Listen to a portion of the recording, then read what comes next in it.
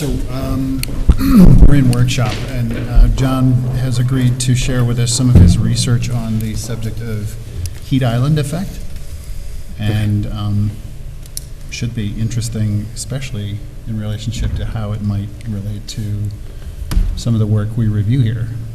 That's the idea. Awesome. So for the audience, the regular meeting will start at 7:30. Yeah, exactly. Thank you. So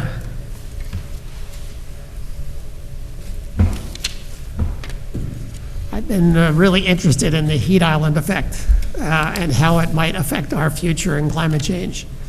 For those not familiar with the phrase, cities tend to be much warmer than the surrounding countryside. They capture heat. The heat gets bottled up between buildings and reflected off asphalt and other impermeable surfaces. And so cities tend to be somewhere between 2 and 8 degrees warmer than the surrounding countryside. And that leads to a lot of problems. It's surprising to me, heat kills more Americans each year than all other weather-related effects.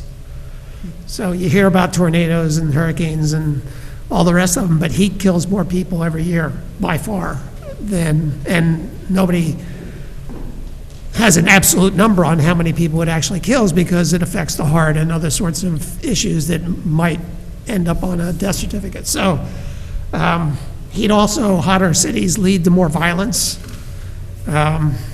more aggravation, more crime.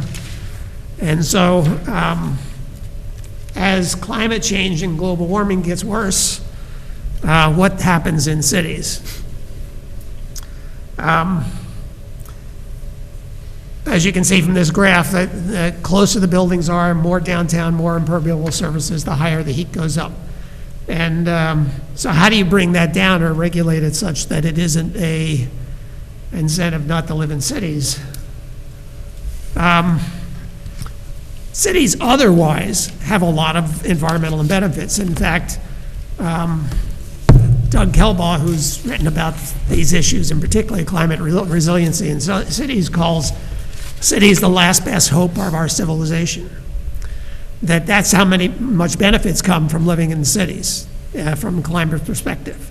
So if you look at lower greenhouse gas production, much more efficient energy use because you have smaller, closer housing units,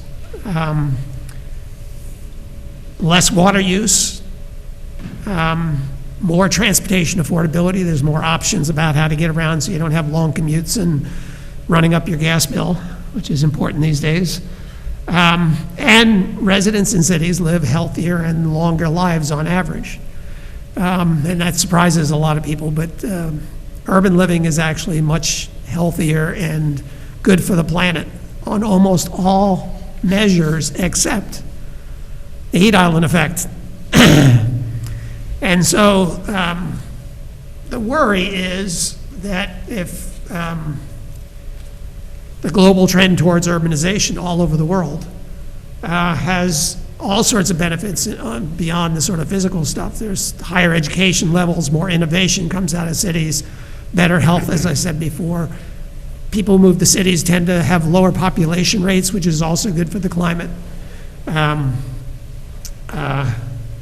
The more people live in cities, the less nature is impacted in biodiversity and extinction levels of other species and the whole rest of it, agricultural protection. There's just a slew of reasons why if you're environmentally conscious, you should live in a centralized place. But the heat island effect, what Kelbaugh calls the thermal paradox, is all these good things for the climate come out of cities. But the heat island effect might be such, as temperatures warm more and more, that it chases people away from the cities and you lose all that climate benefit. People buy their house on an acre in the countryside because they can't stand the heat in the summer. So how do you fix that? So if you want the cities to survive, you want them to thrive, you want them to be the benefit they are in terms of climate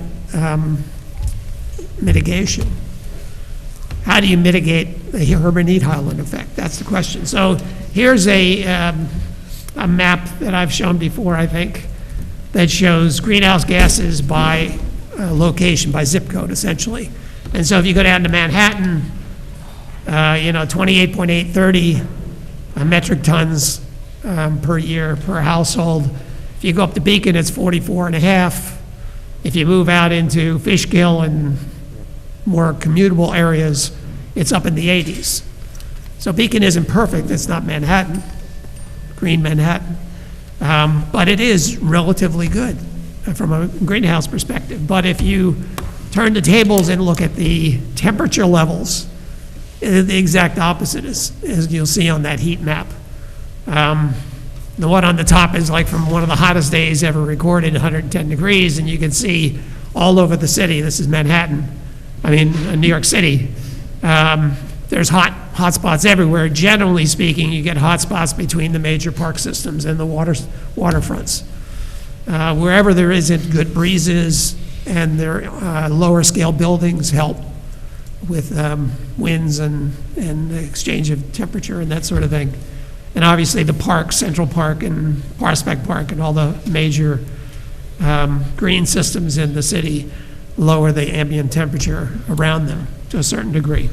But even suburban areas, if you look at the thermal map of rooftops, they're creating their own heat. It's just mitigated by a lot of greenery around them, more greenery around them. So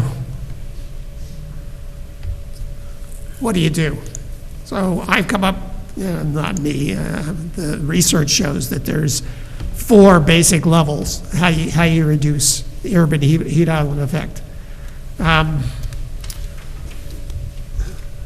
The first one, and the easiest and cheapest one, actually, the most cost-effective one, is to paint roofs white.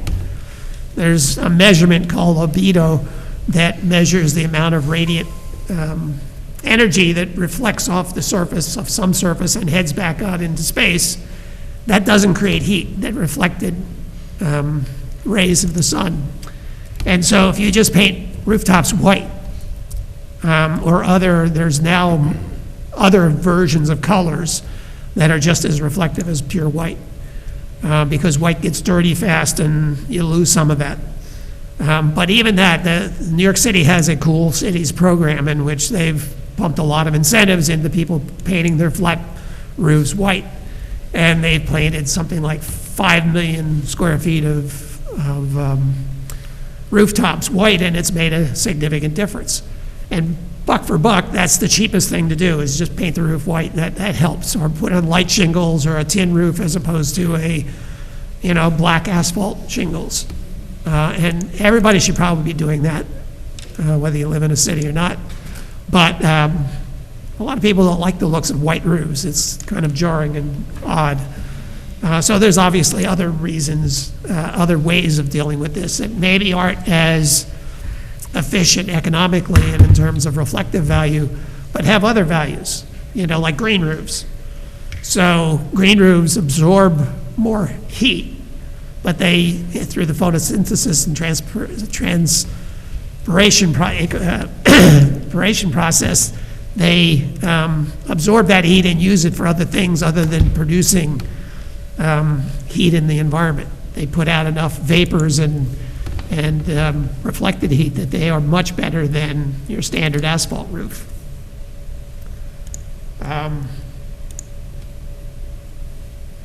Something like a quarter of the average city is rooftops, and something about a third of a city or more can be pavement. So you can see how much, if you have black asphalt and black rooftops, you're just asking for the absorption of heat, and that radiated heat just keeps coming up and coming up. So this is the goal, that every rooftop, certainly the flat ones where it's easier to do, should be either one of 4 things. They should be either green, they should be reflectable, and that's usually white paint or something the equivalent. They have modern treatment systems, but light colors. They should be usable by people, or they should be energy producing with solar panels. And then obviously, the best of both is to have more than one of those features, like you have a white roof with solar panels, or you have a green roof with solar panels, or you have a usable roof with greenery on it. Yes? How does the criteria of a usable roof help reduce the impact of heat gain? No, it usually doesn't, but it's just, the point being is that you shouldn't just let your roof be tar or asphalt, or something bland and having no use. Therefore, a green roof makes the access and use of that type of space more attractive. Generally speaking, people don't put terraces on roof without any greenery. Yep. So you tend, if you're gonna make it a usable roof, it becomes at least semi-productive in terms of greenery. And even a wood decking is better than a black asphalt membrane.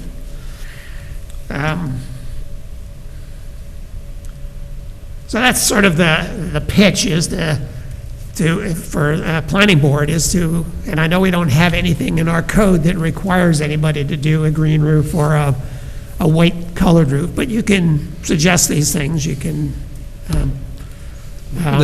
What are the structural implications of doing a green roof, depending on how you, because you now have the weight of planters, you're adding. Yeah, I mean, there's people who design green roofs, and they do cost more money than a regular membrane roof. I'm talking about to retrofit it to an existing building, do you have to sometimes do structural upgrades, or no? No, I don't think so. Unless, I don't think you would have to. You'd have to analyze it, and there are very lightweight aerated soils. Yeah, so. You have to do structural upgrades. I'm Well, sure it it depends depends on on the what you do. situation, depends on what you're trying to plan up there. Yeah. Evaluation. There are companies that provide like flats of sedums in a lightweight soil that usually can be accommodated within the like normal. Normal roof loads in a roof. There are systems that you can buy, but they're not like they're they're sort of plain. If you go to the Beacon, the Clark Institute down by, right, there's a green roof on that, and it is also sedum, and it's meant to absorb the water. There's a lot of practical water retention aspects to it that are, and as well as the solar aspects. But if you want to have planting like trees, Well, yeah, that's a whole, but I think it's just something to keep in mind, that there are implications to some of these, if it's a retrofit of an existing building. Just curious, do you know of municipalities who have adopted codified Yes. requirements around? Yeah, And there have so been there's- cities. There's significant model code for this? I think you could, certainly I've seen references to certain cities have requirements for either green roofs or white roofs. Yeah. in New York City, you have to use a green roof or a blue roof, which is a water retention system, or some sort of planted, or there are a couple different options, but you have to, in the solar, it's another option. And it's not come up to me exactly what it is, but Yeah, that's a requirement they have. One of my clients has even gone so far, this is in New York City, as to establish bee colonies on their roof. And they make honey, and they That's brand cool. it. that's cool. So that's something, right now the code gives an incentive group for green roofs in the central Main Street district. code. Yes, it allows them, it gives, you can have them up to the edge where other things have to be back from the edge. So there's some mild incentives and encouragements, but no requirement. And I would say, do we distinguish between a green roof that brings incentives versus, plantings that are maybe more ornamental than they're actually functioning as a green roof? Yeah, well, like I said, there's no requirement, so all we can do at this point is encourage. But they're permitted in the central Main Street district and I think the linkage district. If we wanted to find criteria, like let's say an applicant said, well, we're interested in doing a green roof as part of an application, could we find criteria to say, well, we would consider X, Y, and Z, a fully functioning green roof, and so that, if you're offering that, it's not just a couple of planters, it's these things, that we can then verify or review via design and approve. And we've been asking for it, and, 208 had a green roof put on, I think. I don't know if it's up there yet, but that was part of their approved site plan, 208 Main Street. And hopefully 364 will have some green elements. So we haven't had any luck with solar panels yet, but sooner or later. Do you have a sense that there's an appetite for the council to consider? It's never been talked about that I know of. But I don't think it's unheard of to bring it up. I mean, it could be something the planning board could recommend. Yeah. So that's the first strategy, is to deal with roofs. The second one is to plant trees everywhere and plant vegetation everywhere. Just make sure that you don't have exposed pavement for the most part. And so a lot of cities have set tree cover goals, and 40% seems to be the sort of aspiration. If you measure the tree cover by aerials, you get 40% tree cover. Is that lower one the view of Durkins from the top of East Main? Say again? The lower photo. Yep. Yep. So I was just showing that historically there were trees on Main Street, not everywhere. You look at some postcards, there's almost nothing. This one, for some reason, the East End seemed to have a lot more trees than the West End. And even now, the East End tends to have more. But if you go to a certain section of Main Street, you may have trees along the street, but they're providing almost no shade or very little shade. Now, maybe over time they'll grow up. But a lot of the species that have been planted have been smaller species that work with sidewalks better, but don't necessarily provide abundant shade. And the idea, I think, is to create canopy trees as much as possible so that you don't have exposed pavement. And there's other places like here around Fountain Square where you can't see a tree in sight. There's like nothing. So if you look at Beacon from the air, we have, it's a terrific location for a city because it's surrounded by natural and parkland on the east, over 3,000 acres of natural and parkland, of protected land on the east slopes.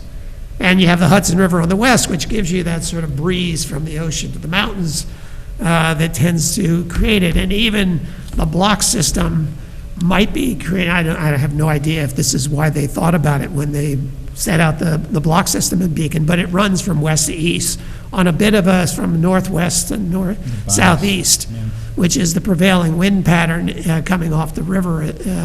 So in theory, the winds tend to blow down the streets rather than being blocked by the buildings necessarily. Depends on how you camp the blocks, how good of wind patterns you have. And Beacon is set up, although Main Street has that curve on the end which sort of blocks it at the far end. But generally speaking, Beacon should be in good shape in terms of its general area. But if you look at it, obviously you can see the tree cover is intermittent at best in the city center. So the idea would be to take that and within the city grow a 40% and have that as a goal, put a certain amount of budget into it each year to plant trees, to save existing trees, to make them grow better, to care for them so they don't end up dying in 5 or 10 years, which a lot of street trees do. Is there anything that we would have to change in terms of approvals and in terms of layouts of Main Street buildings versus sidewalk size? The size, if you want to have trees that are going to create shade and enough of a canopy, does that mean we need to be providing bigger setbacks from Main Street so that you can have larger areas for? I have another solution. Trees in the parking lane. And there's a traffic calming? Yeah, it acts not only as a traffic calming, it's a better environment for the tree because you can create a deeper, bigger well without impacting the sidewalk or heaving the sidewalk from the roots.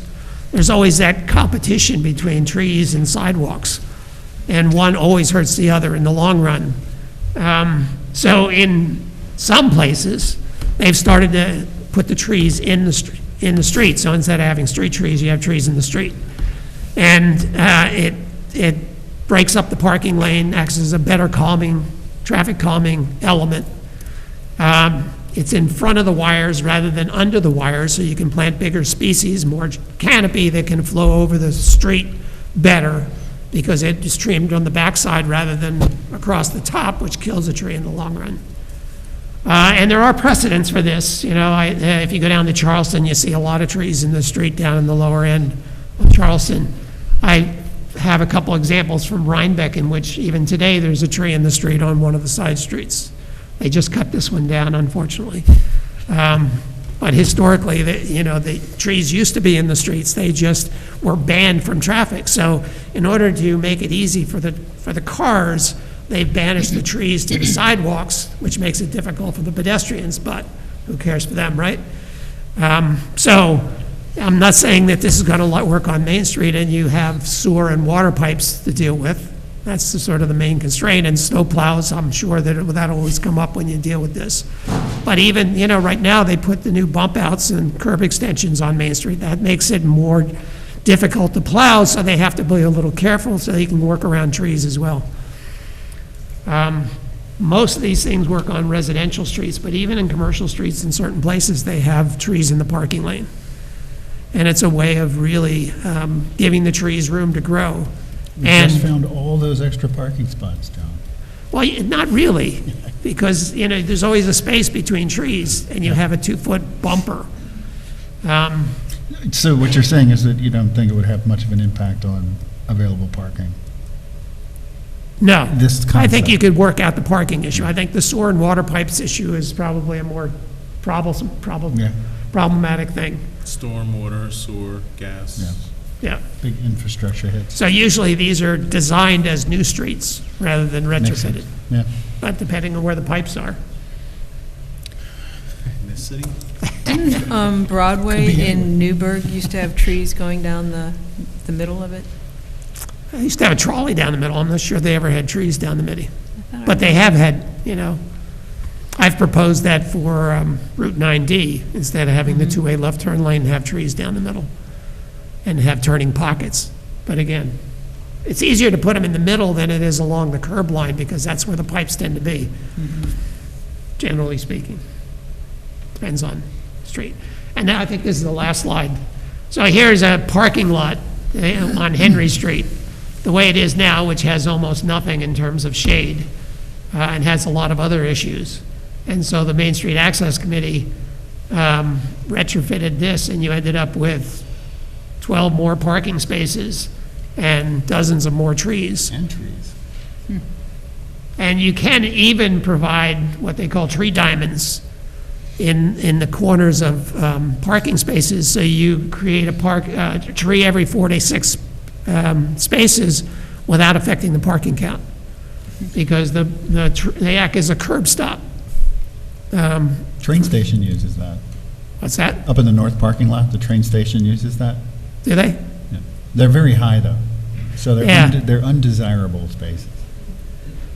You run the risk of clipping your bumper. But Yeah. The newer ones tend to be actually very low and have breaks in them so that Curb they can height. be used for Yeah. stormwater. So they actually absorb water as opposed to repel water. One of the things that I've noticed, Adams, when they built the Adams parking lot for the new Adams up down there on 9D, or on 9, they had swales in the medians between the parking, rather than having stops and a raised area, like a curb area. They actually depressed it so that all the water went into these long gravel-filled, deep gravel-filled, they were obviously water infiltration areas. And they looked really nice. They're safe because you can't, there's nothing to damage your car against. Right. And it seemed dirt cheap and attractive. So I was wondering if there's something like, things like that are like best practices for both environmental, water mitigation and groundwater improvement, that sort of thing, that you can do in these very large, we only have a few of these really large parking areas, but they're the sort of thing that generate a lot of rainwater, right? And that's pollution, all the bits that are coming off your car get into the creek and into the Hudson. And, we could use it as an example, I think, if we use those kind of best practices and demonstrated it and how well it worked or for other projects. Yeah. Well, we're probably running, there was two other things, and I wasn't only gonna mention, I didn't have any slides on them in terms of addressing it. Fewer car trips, so cities are good at that, providing you transit and other options, because that creates a lot of waste heat. And the last one was passive energy systems, so you don't need as much air conditioning. So you have natural flow of as opposed to relying on closed windows and air conditioning all the time, because that just recycles heat into the environment. So those are the four sort of techniques we have to deal with in order to combat this. And you can, through a combination of things, bring that temperature down where it's equivalent with the rural area, but you have to work on all four of them. Yeah, my only other question on this, we don't have to go into it in detail, we just hold it over, is, you know, in aggregate, on a large scale, could this have some impact on the effects of global warming? Yes. That was easy. Thank you, John. Okay. Very interesting, and yeah, be curious to see where your studies further take you, especially as it relates to how this might enter into the conversation in the city. Okay, so we'll move into our regular meeting. Welcome everyone to the March 2022 meeting of the City of Beacon Planning Board. We will, as our first order of business, discuss last month's meeting notes and accept any input on changes or amendments. I always look to Karen because she's good at coming up with a few. You good? Good, no Everybody changes. good? I'll accept a motion to accept. Motion? Motion by Jill, Seconded. second by Len. All in favor? Aye. Aye. Thank you. That takes us to our agenda, and for anyone interested in our first agenda item, which was Beacon View's Townhouses at Conklin Street, that's been postponed at the applicant's request. So we'll move then quickly to item number 2 on our agenda, which is the continued public hearing on applications for subdivision. You forgot your tie. Lot merger approval and site plan approval. This is for a 3-story mixed-use residential and commercial development at 364 Main Street. Good evening. Good evening, Mr. Chairman. If I may, Taylor Palmer with the law firm of Cuddy and Fader on behalf of the applicant. You'll see the tie will make an appearance. There's other matters on this agenda. So that's it, no more masks, ties come off too? I have 3 rotations, the mask, the tie, but you're killing all my punchlines. I do see that Mr. Russo has worked hard on his beard over the last few months, so very impressive. If I may, as the chairman mentioned, we are before you in connection with our continued review of our application for a site plan and subdivision review for the project. Just by way of brief update, we did submit a supplemental submission to you dated February 22nd. That followed our February 8th appearance at the planning board. We did include further building refinements and updated building designs, and RA is going to really speak to a lot of these because we also have some, well, the rendering is already up, so surprise. So that detail's already been included. We'd also note that sheet 1 of the update of the plans now shows the future easement area running to the Beacon Natural Market, so we incorporated that onto the site plan. I will note, as is in our letter, it did show the removal of 3 parking spaces for that potential future easement area, but it will only be 2. So that will be included in an upcoming submission. That was just an overlay from the surveyor. We did not, so that would actually leave us with 40 total parking spaces. We did also submit, as I mentioned, the updated rendering, which is up on the board for you, and RA did also speak with Mr. Russo with regards to the updates to our green space calculation. Again, we are here for the continued review. RA will also speak to the updates from the ARB subcommittee. I understand that the continued review will not be this week, but will be next week on that, on this particular application. And then we'll certainly turn to the public if there are any additional comments. So I'll turn to RA just to go through the updates to the actual plans. Thank you. Do we have a meeting scheduled for this Friday? ARB? Yeah, I think it was a move, well, I'll let RA. It was moved, date, scheduled. Okay, so next week? 2 weeks hence? I did, and I probably didn't look at it closely enough, sorry. Yes, 2 weeks later. 2 weeks. Okay. Thank you. Good evening. So, yeah, we made some adjustments to the site plan and landscaping in front of the building to maintain the required pedestrian clearway, and made some other adjustments to the landscape that we discussed at the last meeting as well. As Taylor mentioned, we're showing that potential easement on the site plan.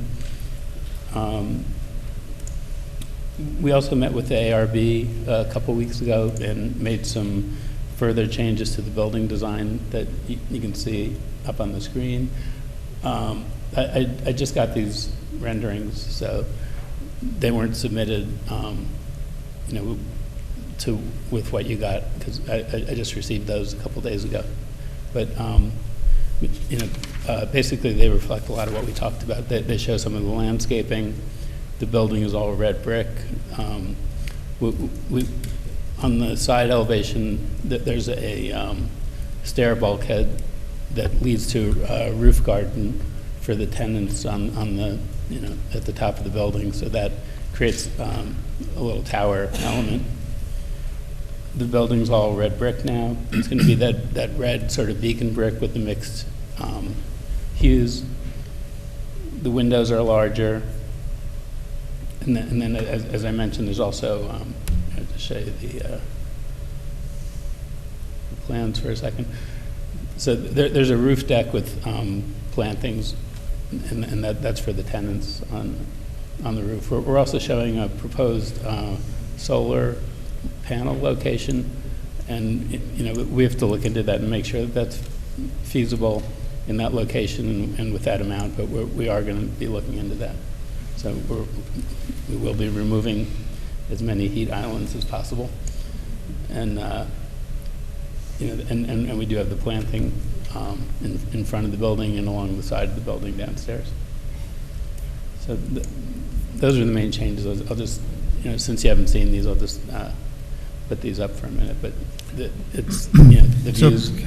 If I understand correctly, the tower piece is an elevator overrun. Is that right? It's the elevator, and there's a stair that also goes up. So that's the bulkhead for the elevator and stair.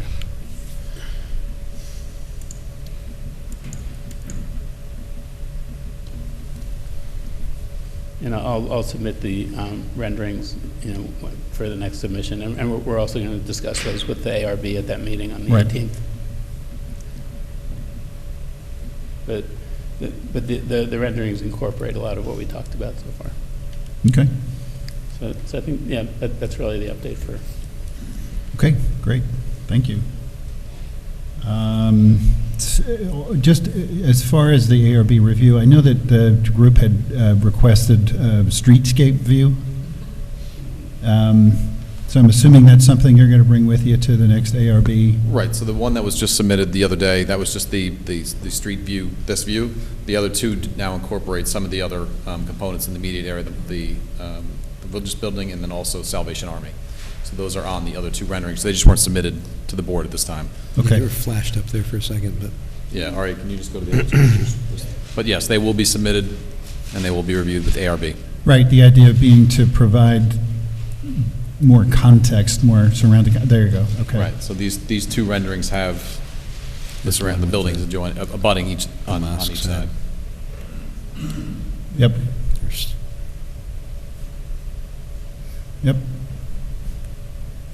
Great. And we don't have those. Not yet. Correct. What are you looking at? Okay. Correct. We don't have these yet. Do you have a view, I'm afraid I missed it, do you have a view from the other side? From the rear? No, other- you're from the mosque side? From the mosque side? Or the teaching center, whatever, I'm sorry if Yeah, I'm I'm, sorry right if there. I missed it. there it is. Okay. Okay, Thank you. thanks. So we'll hear from our planner and engineer on any of their current observations. Just make sure that we're addressing those. Mhm. John, why don't you? Can I make, if we have a week, I don't know if this is too difficult, but I don't know if there's as much context as I had expected, to be honest, of the other buildings. And it would be helpful to have the whole church, a view of more of the church and more of the other context. And I don't know if this is too late, it's already gone through the process, but that's kind of what I was expecting, just as a comment. So for the review in 2 weeks, sounds like what Kevin's requesting is that there be more context shown. Understood. We'll consider it. I think this is beyond the scope of what typical site plan would call for in the city's code, but we are certainly trying to make sure we put a lot of detail in there to make sure that incorporates the adjoining and budding properties.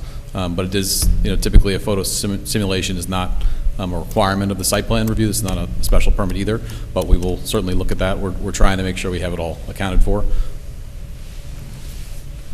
But, we've requested and received unique, we've requested additional things beyond the minimum.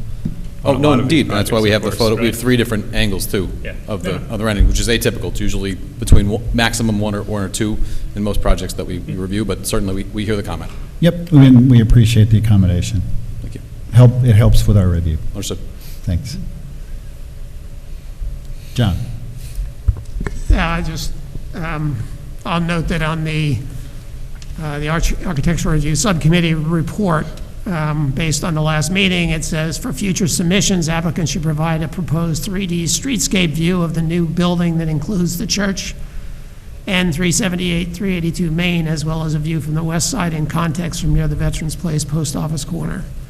So I think we did expect something that was more expansive, to see how that building works with the frame of the 378 building and the church together. I think that's what we had in mind, and that was conveyed in the meeting. Part of that, I spoke to the renderer about getting views, and they were looking at specific locations. I think that was one of them. I mean, she was trying to be realistic with the view as opposed to widening it artificially. But those are views from across the street, from a couple of different angles. So I'm not sure what else you'd want to see there.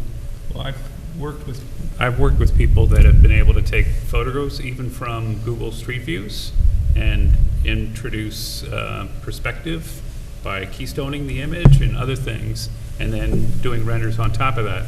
Yeah, I'm just saying, I know it's possible. Yeah, well, and I I've mean, done it myself. that's what they did. So Yeah. I'm not but we sure don't see how- it. If they did that work, Yeah. it's not included in the crop. It'd be fine, I think, if it exists and we just crop the picture differently. I can find out. Yeah. Okay. I don't want to be difficult. It's important.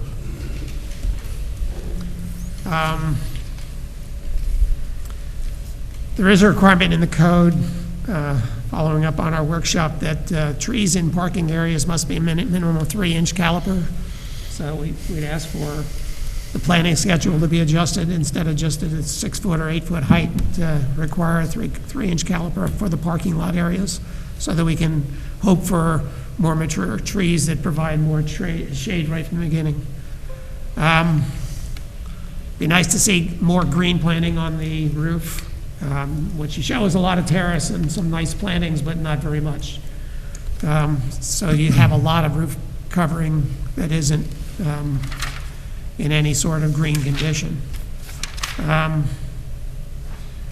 And then the rest of it are just more details. I'm asking for a detail on the raised planter and the east railing and the front gate and some of the other issues. But generally speaking, those are the last few things. Understood. Speaking of the roof, were you here for our workshop? Heat island effect? Oh, sorry, I didn't get to do I'm saving my Heat Island joke for the next presentation, but yes. You have an opportunity here. And I think Mr. Siegel actually stole it as well. But we are trying to reduce our heat island effect through the incorporation of some of those mechanisms. Great. Solar being one of those, assuming it's feasible. But we have laid it out so that it would be not only possible, but assuming it's feasible, implementable. Good. Is that a word? Thank you. Mr. Russo? With regards to the lot line change plan, one of the things we're waiting for is to find out if there's an easement over those utility lines and poles that are running across the back of the parcel. I know you're in the process of researching that. Have you Yes. gotten any closer on that? I can't speak for, we'll certainly provide an update, but I think those details the surveyor is looking into, it just needed some more time based on the title report. But I think there was some evidence of history there. Okay. In the easterly corner of the parking lot on Eliza Street, there's 3 trees proposed, and they appear to be in conflict with one of the light poles that's also proposed in that area.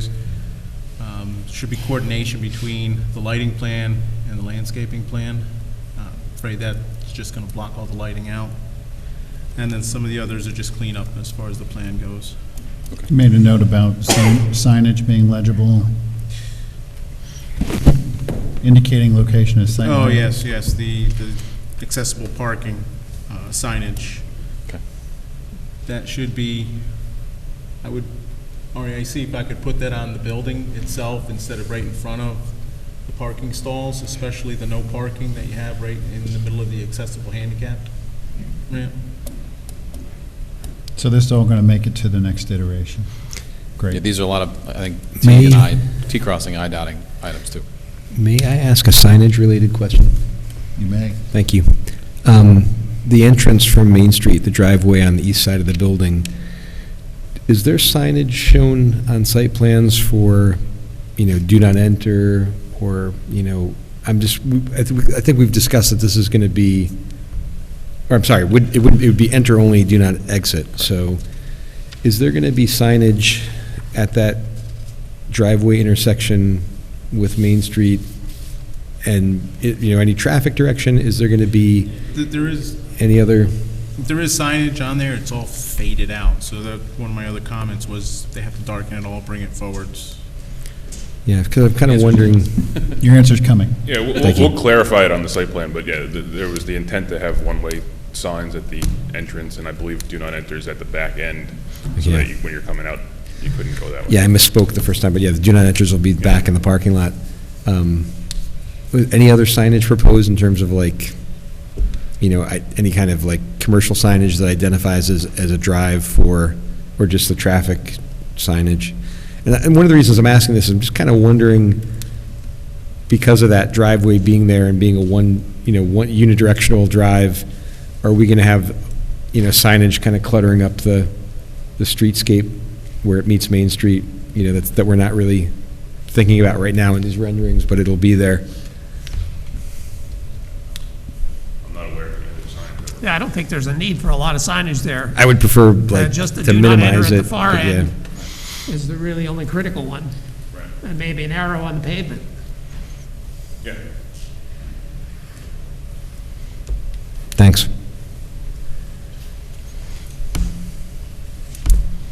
Speaking of the drive, I'm just looking at the rendering, and I know renderings sometimes don't reflect the real-world situation, but there is going to be curb cutting happening at the sidewalk as it crosses the drive, right?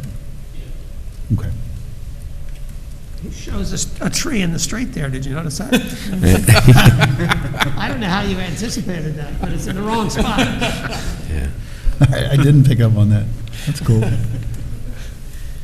Going to make a right turn out of that drive, that's only one way in. Oh, that One way in. helps. That helps. Yeah. I still wish there was any way that we could dissuade the applicant from that driveway, just because of I think I'm concerned about just the safety of pedestrians, and especially, on busy weekends, people spot a store that they're interested in and they notice a drive there that they can see if there's some parking for them to go check it out, and they're, making a snap decision as they're cruising down Main Street. Oh, look, store driveway, and you got pedestrians crossing the sidewalk there. Keyword there would be dissuade. We can't require. That's why I selected it. I don't know about that. I do. We can ask for things and, We can't. and not pass We something. can, we can. Right? Yeah. We don't have the Hence my- ability to, It's an To existing have that curb driveway? cut. Hence my wording, The I curb wish cut. there was a way to dissuade. Right. They're and we trying to removed- disrespectfully. We removed one other side of the building as well, and we've reoriented a lot on the site Okay. plan to reflect those concerns.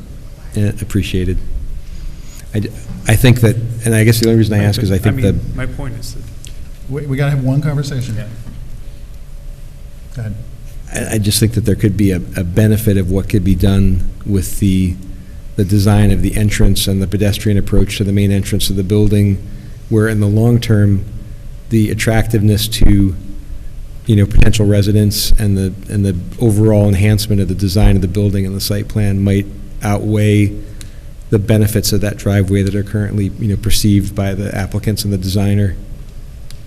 And that So just- also presumes that nothing will ever be constructed also at the Salvation Army property. The same is true of the mosque building. I mean, these were discussions we had about the opposite side of the building, where we had proposed a green space to access the rear. There was concerns about that being a sort of a vagrant alley. There's a lot of things that were discussed and associated with the adjoining property, would have the same right to build up to their property line. And in fact, this ultimately prevents it being, right up against one another, assuming that ever were to take place. But we certainly appreciate those comments. We've worked a lot into the site plan, changing the facade of the building through the ARB review to really reflect those changes, implementing additional greenscape all the way up to the side, to the front of the building, all things to help beautify what is currently a metal rail that runs along there. So I think it's a significant upgrade from what's the existing condition. Suffice it to say, the applicant has heard significant argument against that drive from the planning board and the public. And the application stands with the driveway, so. Right, and we did review it through our traffic report with the traffic expert who indicated that was appropriate traffic movements for the application site plan. Thank you. Okay, with that, we'll go to the public, since we do have open public hearing. Can we have comments? Do we comment after the public then? It sounds like you'd prefer to comment before the public, so let's do that. Go Please. ahead, Karen. I appreciate the work that's gone into it. I think it's come a long way. Due to the uniqueness of the site, I would encourage you to continue the cornice on the east side of the building, because it's basically a two-faced building. And it just seems arbitrarily truncated currently. That's all I had. Thank you. The other side. Good. He's okay. It's interesting that John's workshop today was about heat islands, because I was going to bring that up with the roof, which is a very big roof, and it looks to me like there's some nice things going on there, but it also, the area for solar panels, for instance, seems arbitrarily small. It's about 2,000 square feet, I estimate. And I don't understand what all the other area is to the west and south that's not really, it's just blank space. I'm wondering what, if any, are the plans for those areas outside of the deck area? Yeah, I mean, after the heat island talk, we'll speak to the owner about developing that as more green space. So right now, it's just roof painted white. I mean, either green space or, if you have the real estate for some solar panels, why not put them in? That's what I'm Yeah, getting. we could look at more, we're just not sure how those would be arrayed, but that space would also be available for that. Because it seems like a really good location for solar panels and green stuff as well, but because we really like to encourage that as much as possible. And I agree with extending the roof bracket. Wait, what is it? Cornice. Cornice, thank you, the cornice on the east side. Okay. JC? Thank you.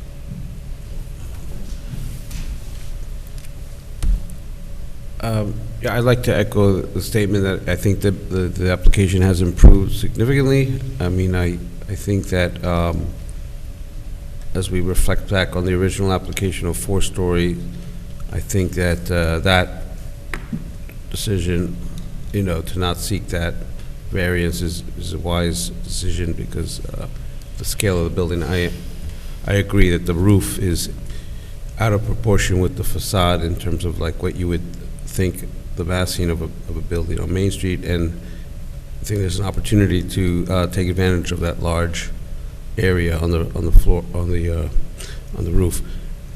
I agree with the idea that extending the cornice. One thing I don't agree with is that the facade on the side,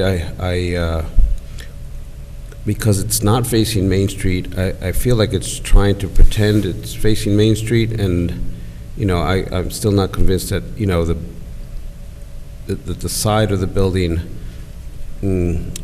reflects a building that's not facing Main Street. I don't know. So I guess it's a detail in my mind, but I think in general the building has improved substantially overall, and I appreciate that. But for me, buildings that face Main Street should represent that they're facing Main Street, and buildings that face the side should not pretend that they're facing Main Street as well. Understood. JC, I think the concern was that you see so much of that east-facing facade as things stand right now with the green space in front of the Salvation Army structure. And the applicant has worked with the ARB to make a number of changes to the design. It started out with a combination hardy board and brick facade, and the entire west-facing elevation was hardy board at one point. They agreed to go to a full brick structure. The window design was much different. It was originally like French doors with kind of a small double hung on either side. It almost looked like a little bit like a bow tie design.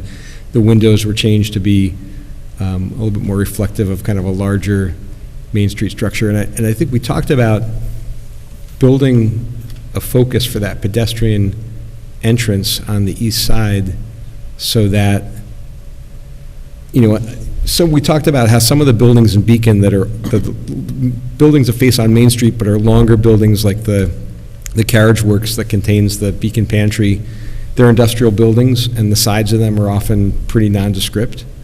But having this very exposed, you know, flank of the building, there was an idea to create some kind of drama around the pedestrian entrance and create a focal point. And I think that it's actually come a long way towards, you know, to having two facades that are aesthetically, you know, pleasing and evoke a lot of the elements of the kind of Main Street buildings that are in the vicinity, like the former Carriage Works. So just to fill, that's kind of where we were coming from with some of this, just in response to your comment. Yeah, no, I see what you're saying, and I agree that is the brick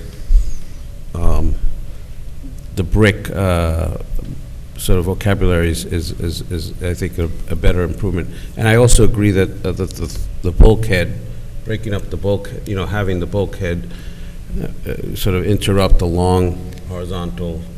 Yeah, the shop window. Yeah, really helps maybe visually diminish that monotony of a very long horizontal line. Yeah, the retail windows were enlarged on the first floor, on the side, on the east-facing side. There were some elements created to create vertical breaks in the you know, that long east facade. There's some decorative brickwork to the north of the pedestrian entrance so that wasn't a kind of monotonous expanse of brick wall that faces the outside of the mailroom. So yeah, RAA worked with us and made a lot of changes to try to do things that would, in addition to using, you know, natural brick we talked about, to get some color variation and the vertical breaks, so that it try to make the building look a little less massive, because that was a concern that I think a lot of people had. It is a pretty extraordinarily wide building along Main Street compared to, you know, to other buildings on Main Street. So anything to break it up and sort of give it some you know, visual breaks and some interest. So anyone else? And so, just point of order going forward, so I don't get my head chopped off next time. My thinking in going to the public first is that perhaps some of our comments can be informed by public comment. So, but it sounds like the preference is to hear from the board first and then go to public. Not necessarily. They have the option to respond afterwards. Don't be cowed by the chairman. Come on. Which would you prefer? I'm just curious. Which would you prefer? I've already, I talked so much at the ARB. I want to give people a break. So I'd like to hear I'm from just other people curious. myself. Let the people Alrighty. speak. So I guess with that, we'll go to the public. Anyone have anything they'd like to share, please?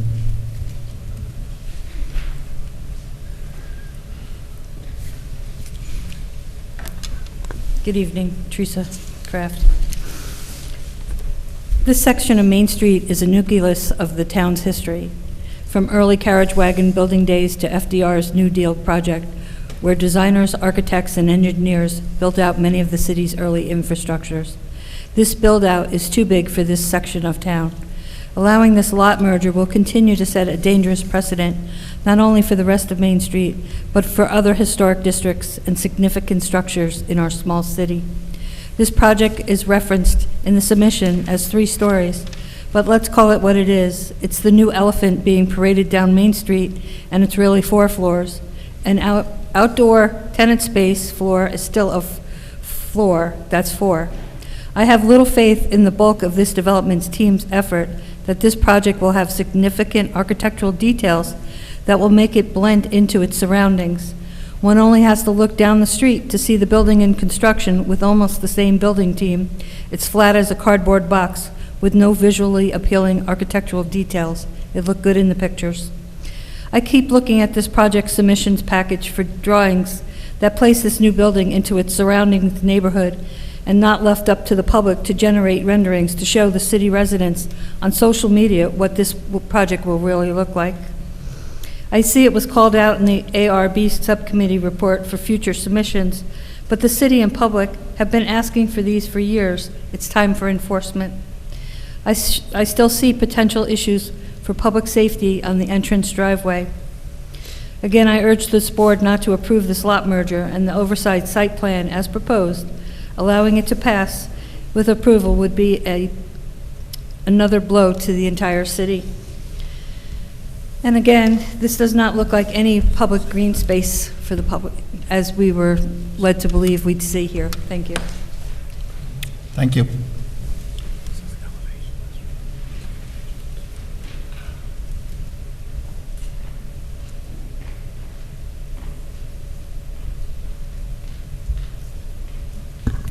Good evening. I'm Stas Jankowski. I'm not with the law firm. I'm not an attorney.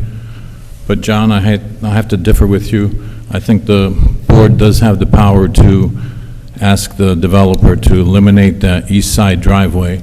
Jennifer, if you look at the beginning of the planning board's code, there's something in there about the planning board has the ability to make their own regulations or rules or whatever. So I think you can say eliminate that. Also, it goes along with John's presentation that you'd be eliminating all that asphalt. And it's amazing that they had a picture of the tree right there, because that's my idea. Get rid of the driveway, put in all the green space, grass, and then have some big trees along that east side. And that would help with the look, make the building look bigger. I totally agree with Teresa. Building is way too massive, way too big. But I know there's no way you can force them to shrink it. They did take it down from 4 stories to 3, and that's helpful. And I want to congratulate REA about the windows. My major complaint about the building that's above the old Pleasant Ridge Pizza Place, those windows are tiny. I'm glad they made these windows bigger. It makes it look a little better. I don't know, John, if you saw the last month's presentation that I did about how dangerous having that driveway there. Quickly, I'll say it again. There's a scenario of a car going east. The guy is really anxious to get in there. All this traffic coming west. He's sitting there. He's ready to turn left into that driveway. On the sidewalk, there's a woman with a baby, and then a little girl next to her on the other side. On the east side of the driveway, there's a guy or a girl, a woman with a dog, and then all of a sudden there's a break in the traffic going west. And this guy that's been anxious to turn in that driveway, he starts going into it, and that little girl sees the dog. She runs in front of the car, and I won't go any further. You know what happened at Teller in Maine. It's very dangerous there. Many times I've had to just wait for people to cross it. They don't even look to see if there's a car coming. Just the other day, I was driving west. Some stupid guy walks right in front of my car. I rolled down the window and I said, "Sir, you're glad I slammed on the brakes, man. I could have hit you." "Oh, this is Main Street." What kind of excuse is that for not paying attention? So I do think you have the power to get rid of it. Just have them, and they don't need it. The only reason they don't want to get rid of it is it's going to cost them money to tear up all that asphalt and put in green grass or whatever, some nice big trees. They don't need that driveway. They can go to Liza Street, go, which way is that, north on Liza, turn into that parking lot and get to the back of the building. They can still have the sidewalk along the side of the building, but the rest of it would be nice green grass and with some huge trees to help look at that side of that building. I think that's all I have. Thank you. Thank you, Stash. And just to be clear, we do have the power to ask that they remove it. We can't require them to remove it. Jennifer, if you look at that. I wanted to just address your comments. Yeah, I'll try to nip this in the bud, because I know, Stash, you mentioned that section at the last meeting as well. That section would not give the planning board the authority to require the elimination of the curb cut in this instance. They can't set a rule. That section of code refers to the ability of the planning board to adopt, as it has, its own rules of procedure, things governing its meeting dates and times and submission requirements and membership of the board, ways in which they conduct their meetings, their procedures. It would not give the planning board the authority that you suggest. Okay. A curb cut is essentially, and this is set forth in case law, is essentially a part of a property right, part of the property owner's rights as a property owner. To require the elimination of that without a sound, safety concern, it would be potentially subjecting the city to a takings claim. Exactly. That's the reason why it was confusing to me is that I've worked in New York City and I've had to manage curb cuts, right? And those curb cuts are owned by the city. There's something that's built by the city and is used to accommodate individual users. And if you had this is why I want to. Since it's a managed resource, the curb is owned by the city. The property is serviced. It's required in some cases to service. We don't allow them in many situations, right? We've removed, the city, I think, has managed curb cuts in many ways that were not completely, that were either cooperatively with an owner or not, right? There are curb cuts in many cases that are unsafe. If they're too wide, you can make a curb cut and the one in front of the mosque is an example of it. It's probably 25 feet wide. And what that does is eliminates parking spots. And there might be public safety reasons or other things. They don't want people parking in front of that for, whatever. I don't know, but it doesn't seem like, it doesn't seem practical. Do you see what I'm saying? I understand what you're saying. Yeah, unfortunately, the law isn't always practical, unfortunately. But my strong recommendation to the board is you can ask, but you can't require, you can't deny based on that basis. Thank you for that clarification, Jennifer. Happy to provide something further in writing or follow up with questions of individual board members, but that's my recommendation. Appreciate it. Thank you. And that's what we have done to date. So I just wanted to make sure it's clear to everyone here on the board, which now it is, and to the public. So every curb cut on Main Street is inviolate. We don't have any control of curb cuts. I think what we just heard, Kevin, is that there's limited room for debate or need for conversation around the subject. The law is the law. Everybody's scared of whatever. I don't think it has anything to do with being afraid. It's the law. The only thing I'd be afraid of is subjecting the city to a lawsuit. So that's the point here. Just a quick clarification, if I can. The distinction is that this is a pre-existing condition. Is that not true? If they were proposing a curb cut that didn't exist, in that case, it would be completely different scenario. So pre-existing conditions are quote-unquote grandfathered in, but by the law, but a new condition that would be proposed would be a different matter. A new condition would be a different, if it didn't already exist and it wasn't already part of sort of the bundle of sticks, the bundle of property rights that this owner I think that's important for the public. Then you would have public. more discretion in figuring out, does that location make sense, or should it be in a different location around the So corner? I think that's an important thing that the public needs to understand, that there are pre-existing conditions that we have limited control over but new conditions, we have You have more more control. latitude with Yeah, that's a good new point to make. proposed Good conditions. point of clarification, J.C., thank you. Thank you. So would the developer be liable if someone got hurt crossing that driveway?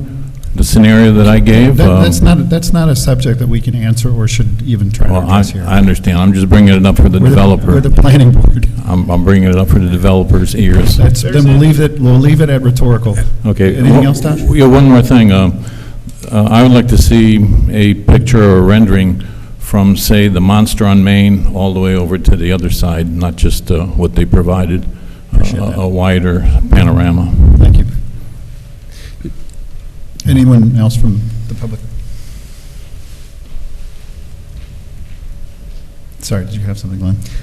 Well, and just to be very briefly put the last two bits in, as I've been listening to this conversation and continuing to look at that rendering, I think that's why, was the basis of my comment before, is that pedestrian entrance is shaping up to be a very, I think, kind of a very neat and potentially very aesthetically pleasing focal point with landscaping that, and part of this project is to sell people on wanting to come and live here.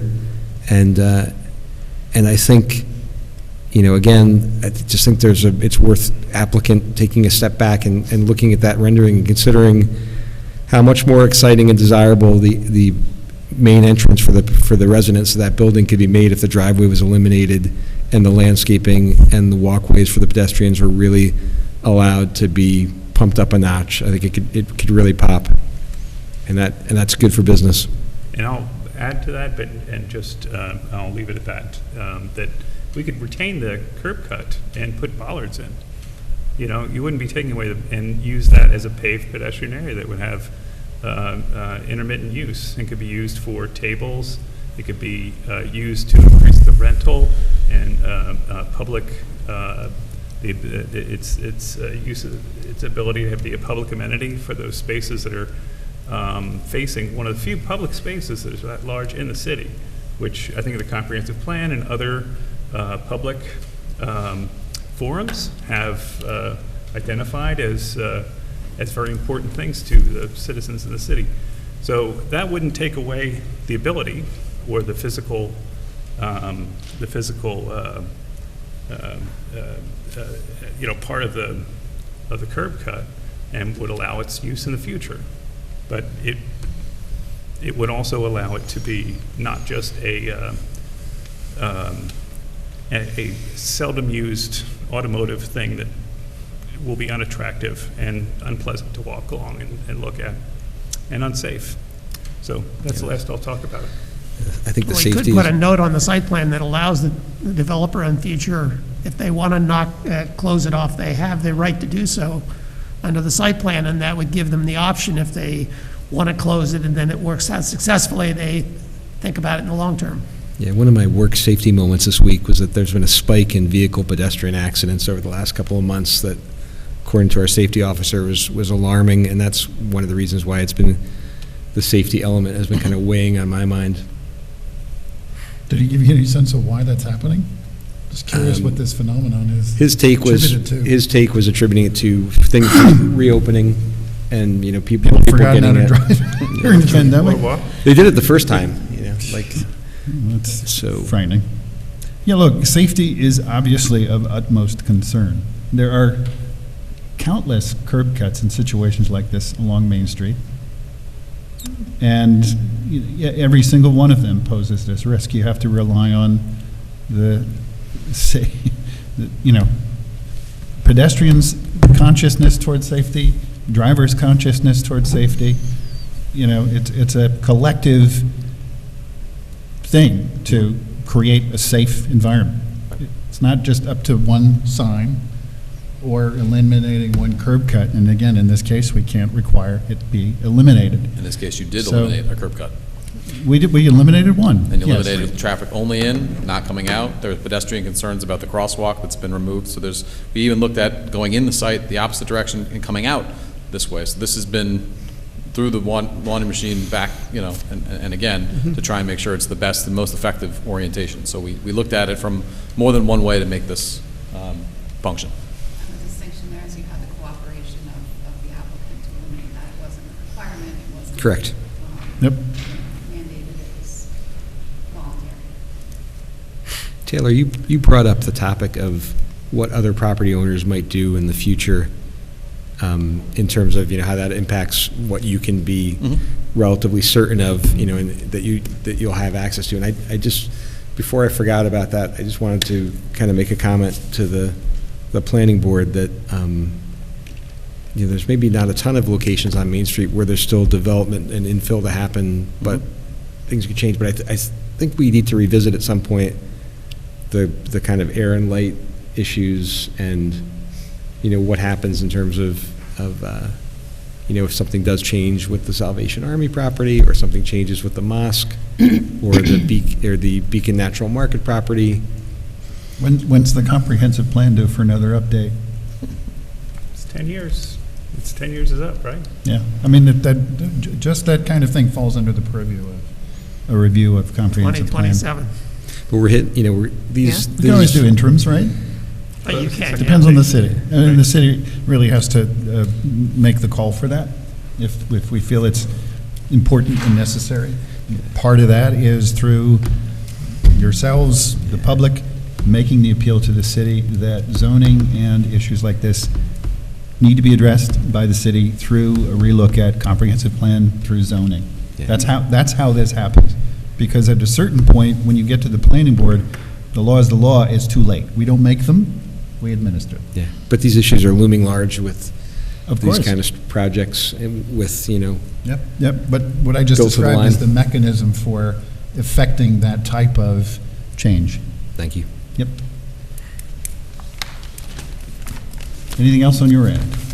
The only thing is, on our end, that we'd ask the board consider authorizing a drafting of a resolution. Yes. By no means requires any further action, just that we might be able to be in that position for a lot of T crossing and I dotting. We'll talk about that. We'll also hold the public hearing open until next month. So we can, at this point, talk about authorizing Jennifer's office to generate draft resolution to adopt. So any discussion or thoughts on the matter? Or otherwise, I'll accept a motion to do just that.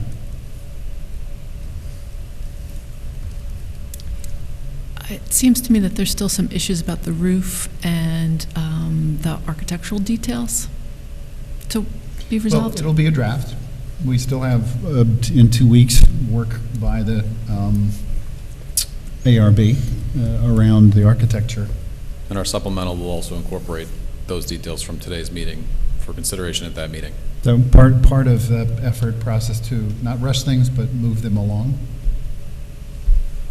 So that's in case everything looks good by next meeting, we can close the public hearing. I'd really like to see those streetscape renderings. Yeah, it sounds like you have the opportunity to, and as long as the applicant's listening, in 2 weeks, see those. I didn't see a plan that showed the easement with the parking spots removed for the. It's in here. Crosswalk. I think I may have had an old plan. I was just looking at it. Yeah, it's on sheet, I think it's just on sheet SP1. It's on sheet 1, site plan. And it will be reduced from 3 spaces removed to 2.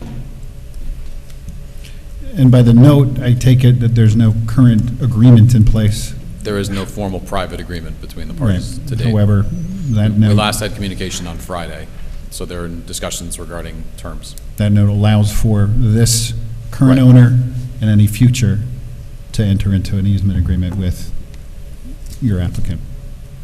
Right, the agreement would be, I can't say that the terms of the agreement would speak to running with the land. It would presumably be with the current tenant, and that would be a future opportunity for a future tenant if they needed it. That was what I'm saying. Yeah. Yes. Right. We haven't discussed the terms, like we've been having some difficulty getting in touch or maintaining contact, or at least the applicant has had difficulties. But when contacted last Thursday saying, because you haven't responded to multiple requests, I understand you may not be interested, that got a response on Friday saying, I am interested, and so they've remained in contact. However, fact remains, you have indicated it just disappeared. But we've removed the parking spaces from the plan, and we've Correct. identified the area for a potential future easement area on the site Potential plan. easement access area for loading and unloading only, no parking for the existing supermarket use owned by Beacon Natural Market or future owners in the event an easement agreement is executed and recorded. Yeah, just, my main concern was that you didn't include it as part of your parking count. Correct, we Going removed the forward, parking, right? we removed Yeah. 2 spaces from the parking Right. count, and we're That's- still two over the required. We would much prefer to have the parking spaces, but we're working, by we, the applicant prefers the parking spaces, but heard the board's comments and reached out to Beacon Natural Market. Thank you. Okay, on the matter of authorizing Jennifer's office to draft resolution, I'll make the motion. Do I have a second? So just to clarify, if we don't feel that We don't have to things have act. been resolved, then we don't have to? Correct. Okay. Okay, then I'll second it. Thank you. Second by Jennifer. Jill, excuse me. All in favor? Aye. No. I do that with my daughters. I run through every single one of their names when I'm trying to get their attention. Forgive me. Thank you. Thank you. Okay, so with that, we'll move to the next agenda item, which is the continued review of application for site plan approval, a hotel and event space, 1113 Wolcott Avenue, submitted by Prophecy Theater. And She's waiting for you. if you don't mind, I will ask for a quick 2-minute break. Thank you. Can't even get the jokes in anymore. I laughed, I thought it was funny. So we're ready to resume. This is, again, the continued review of an application for site plan approval. This is for a hotel and event space at 1113 Wolcott Avenue. Good evening again. Taylor Palmer with the law firm of Cuddy and Fader on behalf of the applicant. I'm joined by our architect, R.A. Siegel, as well as our project engineer, Mike Bodendorf, together with Richard D'Andrea from Collier's Engineering Design, our traffic consultant. We're also joined by the applicant this evening. Just by way of a brief update, again, we did provide a supplemental submission to your board following our February 8th appearance in connection with the continued review. There are some significant changes to the site plan, but I'll let really Rich walk you through all of that because it's a very important details related to our parking, traffic, and otherwise management plan that's been incorporated into our supplemental submission. Most obvious that you can see on the plans is the removal of the loop driveway from in front of the church building. I think that was a big change. We heard the board loud and clear, and we went back to the drawing board on that concept.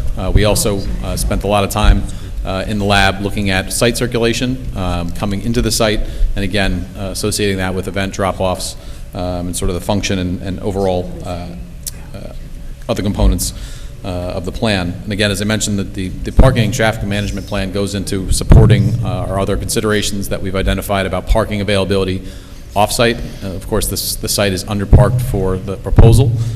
We did receive a recent building determination. We had a chance to meet with Ms. Gray together with the building inspector with respect to a parking determination. So now we have an official Dave Buckley determination regarding the ultimate parking variance that we did require. So while the building inspector did confirm that the existing non-conforming use of the building as a church would have required 69 spaces, and then pursuant to the 1964 exception, where if we provided, essentially we'd be, grandfather is not the word, but accepted up to 86 parking spaces, and that would be an increase of 25% over what was required. So that was the 1964 exception. He made a specific determination, however, that because we require 136 total spaces, and we are providing 32, which we went up one space from 31 to 32 based on the new circulation on the site. We require 104 space, what would be 104 parking space variance. Of course, the way we've identified alternative areas off-site and other considerations that are part of our study, and now the inclusion of the traffic and parking and circulation management plan. It's our opinion, but that's for us to really work with the Zoning Board of Appeals and of course your board to help justify those needs. We will be referred to the Zoning Board of Appeals through the SEQRA review, so this is not seeking an application for variance. It's purely as an involved agency in the SEQRA process, so we will be meeting with them next Tuesday to go over the proposal, but again, in the SEQRA context, not a formal area variance application to the board at that time. The last note I would preface for the board is that we also were at the ARB subcommittee. I understand that they've I don't know if it's called completed their review, but they've reviewed it to the point where I think it comes back to the full board to consider those recommendations. But we've made some big changes to the plans to try and address a lot of your concerns, principally the aesthetics, the circulation in the front of the church building, and I'll have Rich just walk the board through, I think, the key changes as it goes around the parsonage, and of course the removal, and how that really all, to me, the parking management plan is a really important aspect, because a lot of the questions were coming about the event space and how that operated, and how we can really keep things functioning and not impacting adjacent properties and the area, and hopefully that'll also address later on the process when we get to public hearings. But I'll let Rich do the technical talk on that. Yep. Thanks. Okay, good evening. So as Taylor mentioned, there was some significant changes to the site plan. We know we eliminated that loop driveway based on the discussions last month. And we went back and looked at trying to work in a driveway at the north end of the property there. So what we looked at multiple different scenarios on how this would function. But what we came up with was basically maintaining the existing main driveway in the middle as two-way, and having the northerly driveway that's now shown be a one-way exit only.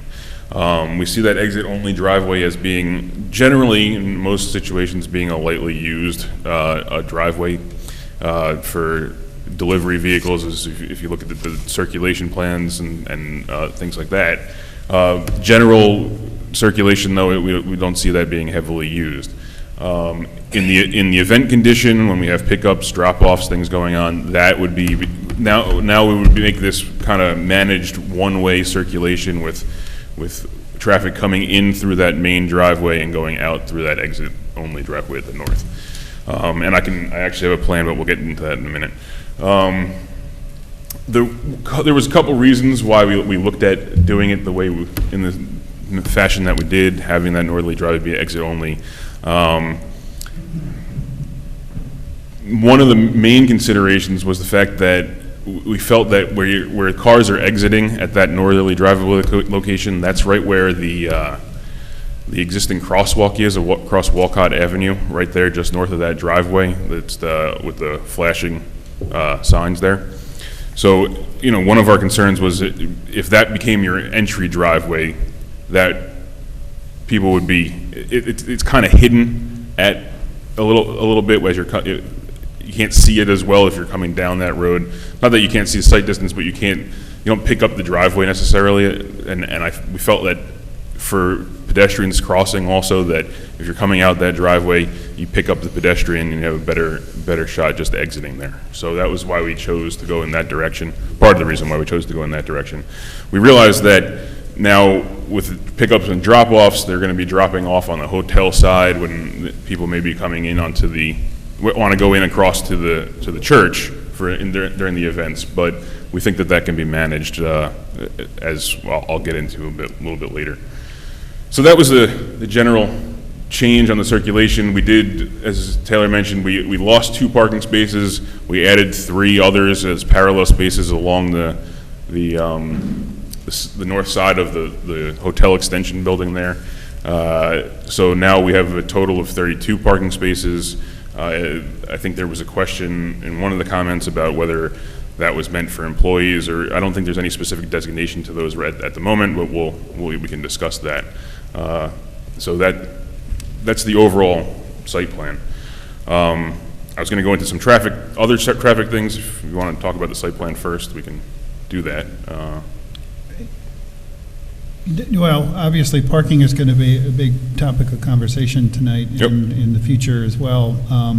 Just as far as traffic, do you have any specific highlights you want to share? Yeah, just a couple of quick things. So we did do a completely new, updated, revised traffic study that kind of incorporated all the prior comments from your consultants and from the board. That traffic study was actually submitted to the Department of Transportation on February 23rd. So that we're waiting on their input on the traffic study. We also prepared. When do you expect to hear back? Their typical turnaround time is about a month. That's typical for them. So they did acknowledge that they received it. Other than that, I haven't heard anything from them just yet. So my hope would be before the next meeting that we have something from them.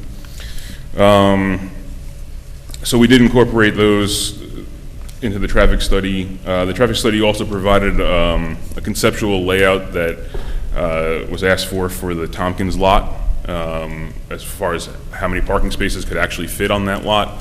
That layout identified 66 parking spaces. We had previously, based on the Main Street Access Committee, identified 70, so it's actually a little bit less. So that was another thing that we provided. And then the traffic and parking management plan, I think, was the other thing that kind of came out of the discussions from last month, that at this point we submitted as a draft. We anticipate adding some more information to that, but wanted to get that, in front of the board, in front of the consultants for some input. And part of that, and actually, maybe you can pull up the circulation plan real quick. I'm not sure that actually shows all the details, but in the document itself, there's some identified locations for some temporary signage, where attendants would be positioned on the property to manage the flow of the traffic. We kind of anticipated maybe coning off the parking spaces so that they couldn't be used other than hotel guests, and that could be managed by the attendants that would manage the event. And then that would also support the one-way circulation during the event, coming in through that main driveway and out through the northerly exit.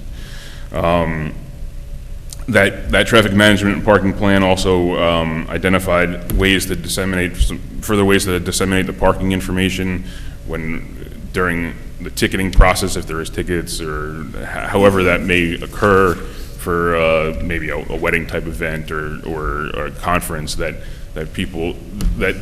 we could work with the event planners to disseminate the parking information, and some other ideas like that.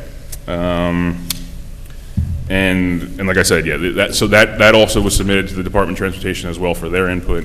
And like I said, the overall intent of that plan is that it's a draft now. We're going to add more to it, and it becomes kind of a living, breathing document through the life of the project that can be adjusted to fit the needs of ultimately the project, and because things could change when you have your first event. Maybe we find some better way to do something, or the owner finds a better way to do something. So. It'd be nice to find a better way now. Agreed. No, and we're gonna, and the intent of that plan is to put the best effort into it. And I'm just saying that you may find something that needs to change in 3 years from now.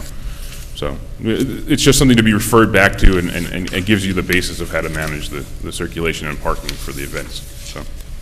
So if you could, just for my benefit, help me out with the numbers, because these reports, there's a lot of words. Yep. I want to just kind of narrow it down in terms of, so you're one of the driving factors behind the parking requirement is the use, right? Mm-hmm.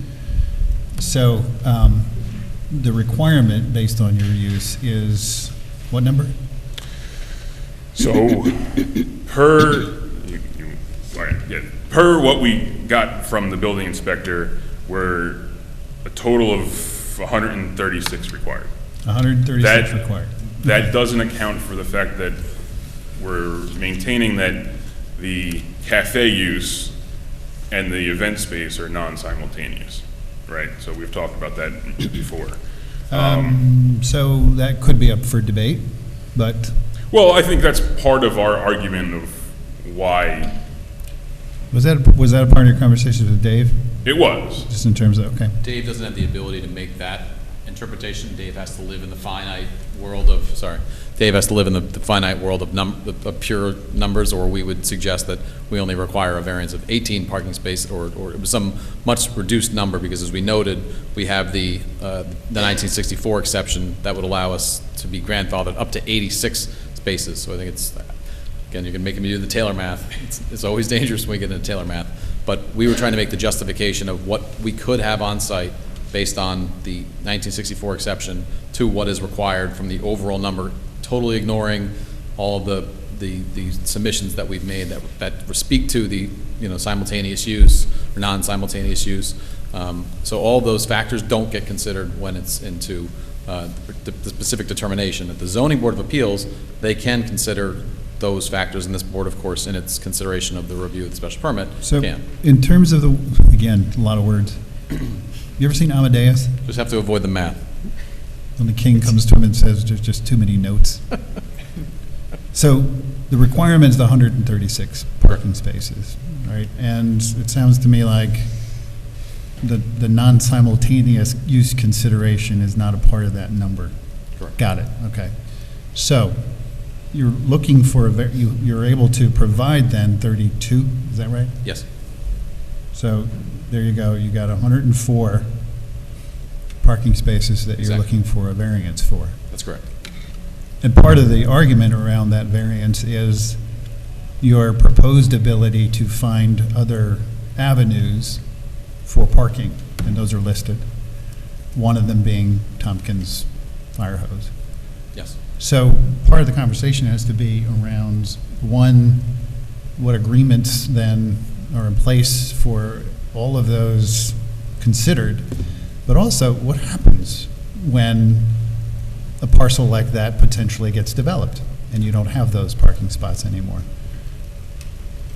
Yeah, I mean, we understand that, and, we do maintain that there's still spaces on Beekman Street that I don't think are necessarily going anywhere, and in our opinion, I realize it's further away, but the train station is a theoretical possibility for parking, for public parking, and I realize that's a distance. So I'm just going to kind of narrow this down into what it ultimately ends up being. That being, you're asking to be able to have a specific use, which comes with it, a specific volume and requirement, for which you cannot provide that requirement. But if I may, Mr. on-site. Chairman, you. And I'm not done. Excuse me. Putting that If burden. the light bulb is on. Putting that burden elsewhere on the city, on MTA. So that's just kind of like how I look at Understood. what's happening. Absolutely. Okay. And I think the converse is also true. We've presented to you what the Main Street Master, the Main Street Master Plan and all the work that's going in to potentially building garages or other concepts that would create more public parking. But we can't take it, we can't take into consideration or take credit for the fact that those uses may, in the future, be constructed. The same is here true. You've identified that there's this potential future that could otherwise impact the availability of those spaces. It doesn't mean that there won't be more than what you're describing as less. So while these particular so it's... What? Sorry. So you're suggesting that we're identifying locations where we could park cars today. That's why we're saying that there's available near the location, available on-street parking that's not on our site. You've identified what happens if that site is developed. The converse is, well, the city's also exploring how to get more parking available for the public. Again, and we can't take credit. Putting the burden for this requirement elsewhere and based on a potential future. And some of us are praying fervently that there's never structured parking in Beacon. Of course. Just FYI. But we are, again, proximity-wise, we are very close to the train station. We're not, we have built, one of the other notes I had, just as far as the updates, I didn't get fully into, what we've changed in the plan. We have 25 bike racks that we've added to the site. We've added concrete paths, that go through to the Beekman sidewalk. So we have a lot of encouragement mechanisms. This traffic and circulation plan is done because it's also going to be advertising to the event users, or those using the hotel, that these are where you can park that isn't a residential street that might otherwise, present a concern that the board has identified. So all of these things are going to be implemented to help encourage and bring those parkers to the right locations. It may be evident, but what I'm pressing upon is this law of unintended consequences and best laid plans, right? So ultimately then also, my point being that there's got to be a lot of real consideration and thought. And I know you have done on your end, but there's a theoretical nature to what you've proposed that we really have to look at closely. Because we don't want to be in a position of having imposed this potential burden on the city and its residents. So I'm just putting that there as kind of the start point for how we go about looking at this.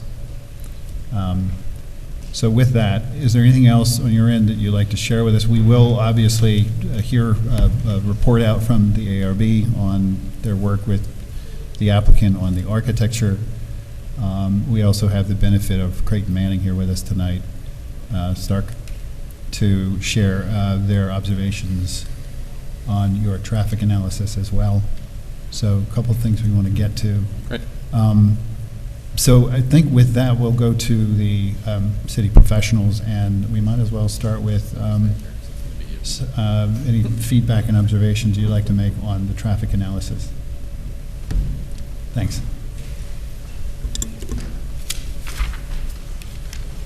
I don't really have any jokes, so I'm sorry. We leave that all to Taylor. Stark Kipp with Creighton Manning, the city's traffic consultant. We'll start with the site plan. I think one comment that's going to be echoed by John that we noticed is just and while we made the comment, we do notice that the driveways they've proposed are overly large. We're wondering if they can be reevaluated, and obviously with consideration with the DOT, which they're going to be coordinating with them now that the application is in. One recommendation that we do have. Sorry, Stark. You meant the driveways or the driveways and the aprons, or? Sorry, I guess the aprons, the tapers that they've provided, which we recommended to allow for easier access for the larger vehicles they're anticipating, such as a garbage truck or a shuttle bus or delivery vehicles.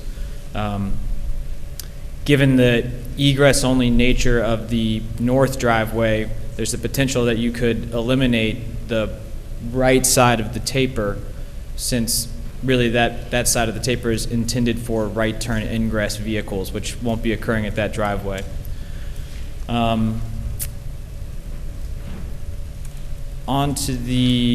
We also noted that the site distance for both driveways, they provided an evaluation of that. There is adequate site distance at both driveways, so we had no further comments there. I'm just curious about your analysis of trip generation volumes. Yeah, so what we're still a little unclear on is we understand that there's anticipated to be 350 persons on site during an event. The applicant's made clear, or at least has stated, that 350 persons includes attendees, staff, and vendors. And we know that it's kind of early on in the timeline for the project to have an operations plan set in stone, but we're recommending that perhaps a sensitivity analysis be done that considers a breakdown of staff and vendors, and that the trip generation and the parking demand be reevaluated, considering a vehicle occupancy of 1, which means like a staffer's going to arrive as one person in their car, whereas an attendee is going to arrive, as a couple or as a family. And the same goes for the parking requirement, that one staffer is going to need 1 parking space, and not 4 staffers are going to need 1 parking space. So that was, as far as a look at the traffic portion, that was probably our major comment. Another part to add on to that is just considering the hotel being not 100% occupied by event goers, or one option is that the hotel is, during events, is only advertised to event goers, so that there's no additional traffic that can be no traffic that can be credited to the event. Again, this is all part of the sensitivity analysis that we're recommending. Yeah, I think that's a strong recommendation, and one we ought to discuss around I guess reinforcing that recommendation. I'm curious. So, in just thinking about an event, right? You had 350 people, only a few of whom can park at this location. event lets out, some of them disperse on foot, some of them disperse on bike. Others who've come in groups have individuals running off to wherever they park the car to get it. And that generates a volume of people after an event going to get their car and then making their way to pick up their party, right? So, I mean, I just sort of think about some of these scenarios where you're again, unintended consequences, things not necessarily considered when you think about parking dryly and you think about events and the real world issues that arise that, oh, we didn't think about that. Right. But I would imagine a sensitivity analysis might consider things just like the example I gave. I think that does make sense. I do know that their previous study, and they could continue to do so in the sensitivity analysis, is they incorporate a certain amount of trips, I can't remember off the exact percentage, that are, ride share options arriving at the site. We could request or recommend that their sensitivity analysis analyzes the trips being driven to the parking lots that they're recommending, like the Tompkins lot, the municipal lot, or down on Beekman Street, and analyze impacts that way. And that is a good point, that those vehicles will be possibly arriving back to the site to pick somebody up. That is reasonable. You have potentially a significant number of those concert goers waiting for rides, either Uber or rideshare, forgive me, or again, someone in their party going to get the car and pick them up. So I, wouldn't like to see this happen, but I can imagine a situation where the concert's done, and then you have, depending on how quickly it takes for people to get into the car, you have a backup. You have people, starting to kind of have to wait on Wolcott to turn in. I do think that will be addressed in the traffic and parking management plan that they're currently working on. And we did have comments on that to better facilitate that operation. One was including, and I think they currently only show 2 attendants for the circulatory roadway. We're recommending that they have an additional one out on the street to help provide gaps for vehicles to exit, or to even screen cars as they come in and say, are you parking? There's no parking. This is an event. You can either drop off, or you have to go to Tompkins lot, or you have to go to the municipal lot. And we're going to continue to review that draft study that they're providing and provide comments on that like we have.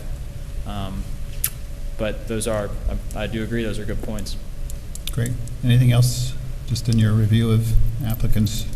No, I think that, like I said, the main comment was about the sensitivity analysis, and then following the comments and the continued commenting that we'll have on the draft traffic and parking management plan that they are working on. Great.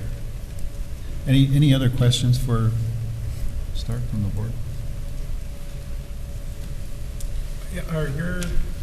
Mike? Are your analysis going to assume that you're going to be using the Tompkins lot or other lots? Their analysis should evaluate utilizing the Tompkins lot and the municipal lot and the Beekman Street parking that they've identified in their previous studies. So, as part of the sensitivity analysis, which I think is a really good idea, I'm sorry if you already said this and I didn't pick up on it. I can envision that some events, like a conference type event, it will be likely that everybody staying at the hotel will be an attender. And so those spaces will be, count towards the participants at the event. I think that for concert events, I think there will probably, based on the popularity of Beacon, it's likely that there'll be a demand for the hotel all the time, even when there's not a conference type event. And so then you'll have instances where guests at the hotel are perhaps not going to the concert event. Correct.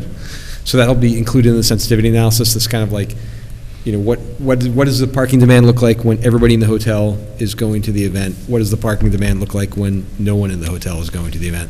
What we're recommending in our comments is that the sensitivity analysis look at only 50% occupancy of the hotel. What they've previously credited was 100% occupancy of the hotel for a large event.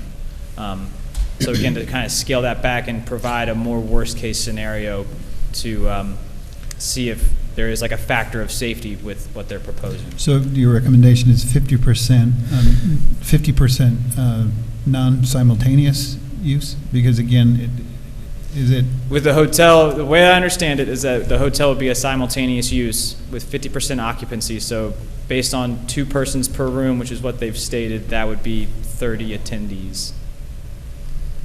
Or sorry, yeah. Yeah.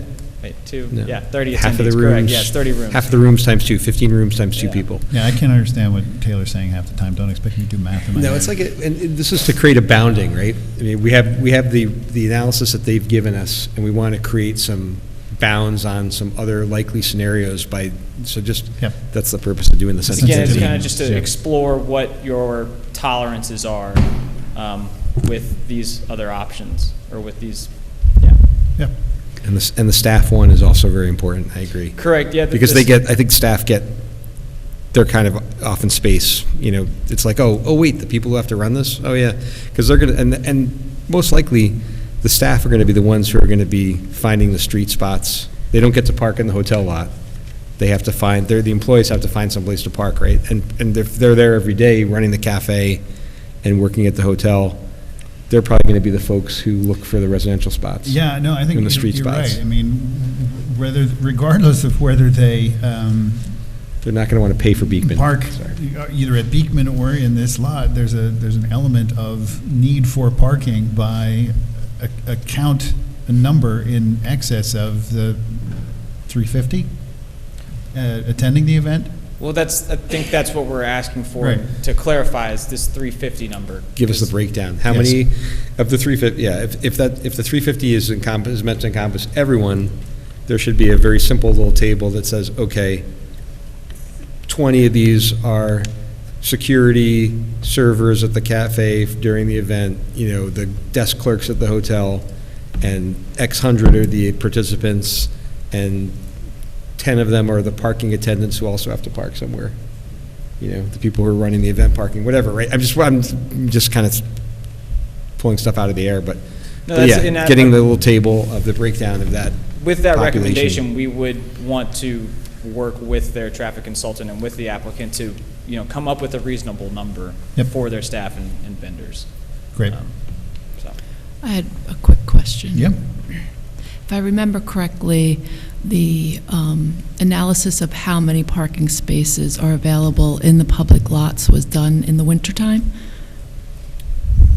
Yes. It was done their counts were done in late September, early November. Okay. In the sensitivity report, would it be taken into account the increased amount of traffic in town and increased demand on the parking lots, say, on a May or June weekend? We could consider some kind of metric to calibrate the parking demand, but I would want to look at that before I make any decisions on how we would do that first. So yeah, I mean, I understand the It's seasonal. impact There's seasonally. Right. Yeah, and now obviously the impact, hopefully post-COVID, or as I should say, we begin to emerge. Yeah, no, I appreciate your review, and also your work with the applicant to model the sensitivity analysis. I think that's important and really helpful. Thank you. Well, I have one comment, and this isn't exactly in your purview, I don't think, but maybe something, is there some way that the owner, whatever, could incentivize parking like on Beekman monetarily? Yeah, I don't know if I could really comment on that. Yeah, I wouldn't expect that you could, but maybe. build it into the sensitivity model or something. You know, there are things that can happen like that. Like I can think of an example, Jill, and it's been a long time since I've gone, but the Clearwater Festival, if you bought your tickets through Metro North, you got a deal on a train ticket, and, you know, there was a discounted, you know, the one down at Croton. Yeah. So, I mean, depending on what, it's up to the applicant on how they create events, but I mean, there are opportunities where they could create event packages with Metro North or whatever and get people to get it. I do recommend that you continue to review their parking and traffic management plan, and that includes the dissemination of information. And we're more than willing to keep reviewing that and providing comment. Is that what you meant about incentivization, that kind of Yeah, something arrangement? monetarily or some sort of package deal or something. If you had like a 2-day concert event with multiple bands, and that you could Because partner with Metro North, get people to, you know, maybe they get a slight discount on their event ticket if they buy a train ticket. But for a single night event, I I'm don't just curious how that would be germane to the conversation about required parking as opposed to because it available would be a way to make sure somehow that more parking on Beekman was being used. Or more people use public transportation in the first place. Ideally, that'd be great. But. Yeah, no, I understand. Okay. I'm going to defer to Jennifer. Yeah, get it. Yeah. Get it. It goes down a different road. Right. Path. No pun intended. Yep. Enforcement, you know, how is the building inspector going to enforce that kind of condition? Well, again, Yeah, it all I don't goes know. back to, Packages are being offered. right, it goes back to that these alternative parking offerings to the city of, there's so many spaces over here, there's so many spaces over there. Obviously, if there are arrangements with other private landowners, those have to be memorialized. So, and the management of such, It's the second part. when, you know, there's an event, that agreement needs to outline somehow that no one else gets to park there. So there's a lot of work to do there to make us have a clear understanding of what the plan is, and to be really clear about the fact that for the volumes, and based on our understanding of traffic generation and parking need, it will be accommodated without being a burden to the city, the residents, so on and so forth. So again, That is one other comment that we had, that we do recommend that the board request or have the applicant investigate some kind of contingency plan for parking beyond the Tompkins lot, the municipal lot. yeah, I would hope, if that's possible. I would hope that there is consideration for just that, for the eventuality of lots being developed, lots being selected and then approved, being developed. What do you do? So when those parking spots go away? Sorry. I recently went to one of those Van Gogh, you know, events in Pittsburgh, and they had a parking that was like 2 or 3 blocks away with it. So they had a little jitney to take people. For those who weren't able to or comfortable walking the distance, they were running a shuttle continuously. So, and maybe that is part of a contingency plan, says, hey, if we need to use a train station, if we need to rely heavily on, say, parking at the train station, which is more distant on foot, and then, you know, is it feasible to get a shuttle that can just continuously circulate during the lead up? All part of the need for a clear, documented, understood plan. And onus is on applicant for that. So, thank you. I guess with that, any other questions for the city's traffic engineer? With that, we'll go to our planner, Mr. Clark, for your observations. Yes. I have a bunch of lingering traffic and parking mainly concerns that only have been partially addressed. But the other one I'll mention again is that both the firehouse parking lot, which by actual foot distance is 700 feet away, not 500 feet, because it's not, you don't walk as the crow flies, you walk across a crosswalk and up a sidewalk and into the lot, and you park halfway up or whatever. That there have been discussions about both that lot and the City Hall lot being subject to development scenarios. The Main Street Access Committee has talked about that. That is on a major arterial, the Tompkins lot. The firehouse is going to be expanded. We don't know exactly how that's all going to shake out in terms of their parking needs, even though, there's an estimate. They may have events. So there's no guarantees, I don't think, that either of those parking lots will necessarily be available 5 years down the line. Yep. And that's I think, a concern. When the 1964 exception and exception waivers that have happened on Main Street, there's a lot of parking on Main Street, supplemental parking. There's a lot of side streets. There's on-street parking, over 1,000, 1,400 on-street spaces, plus 5 or 6 lots you can pick from, rather than this is a very constrained area without a lot of street parking. When the trains come back, presumably Beekman Street will be full of commuters again until 7:30 at night. Yep. So those are all concerns that I have a hard time with. I want to congratulate you for rethinking the loop road in front of the church. I appreciate that. I don't think that was a usable option. I had envisioned, and you can talk me out of it perhaps, of having a one-way loop road as opposed to one in and 2 outs. It doesn't seem to make a lot of sense to me. To me, it's just confusing. And you may have 2 cars coming out at the same time, sort of crossing paths. One's turning left, one's turning right.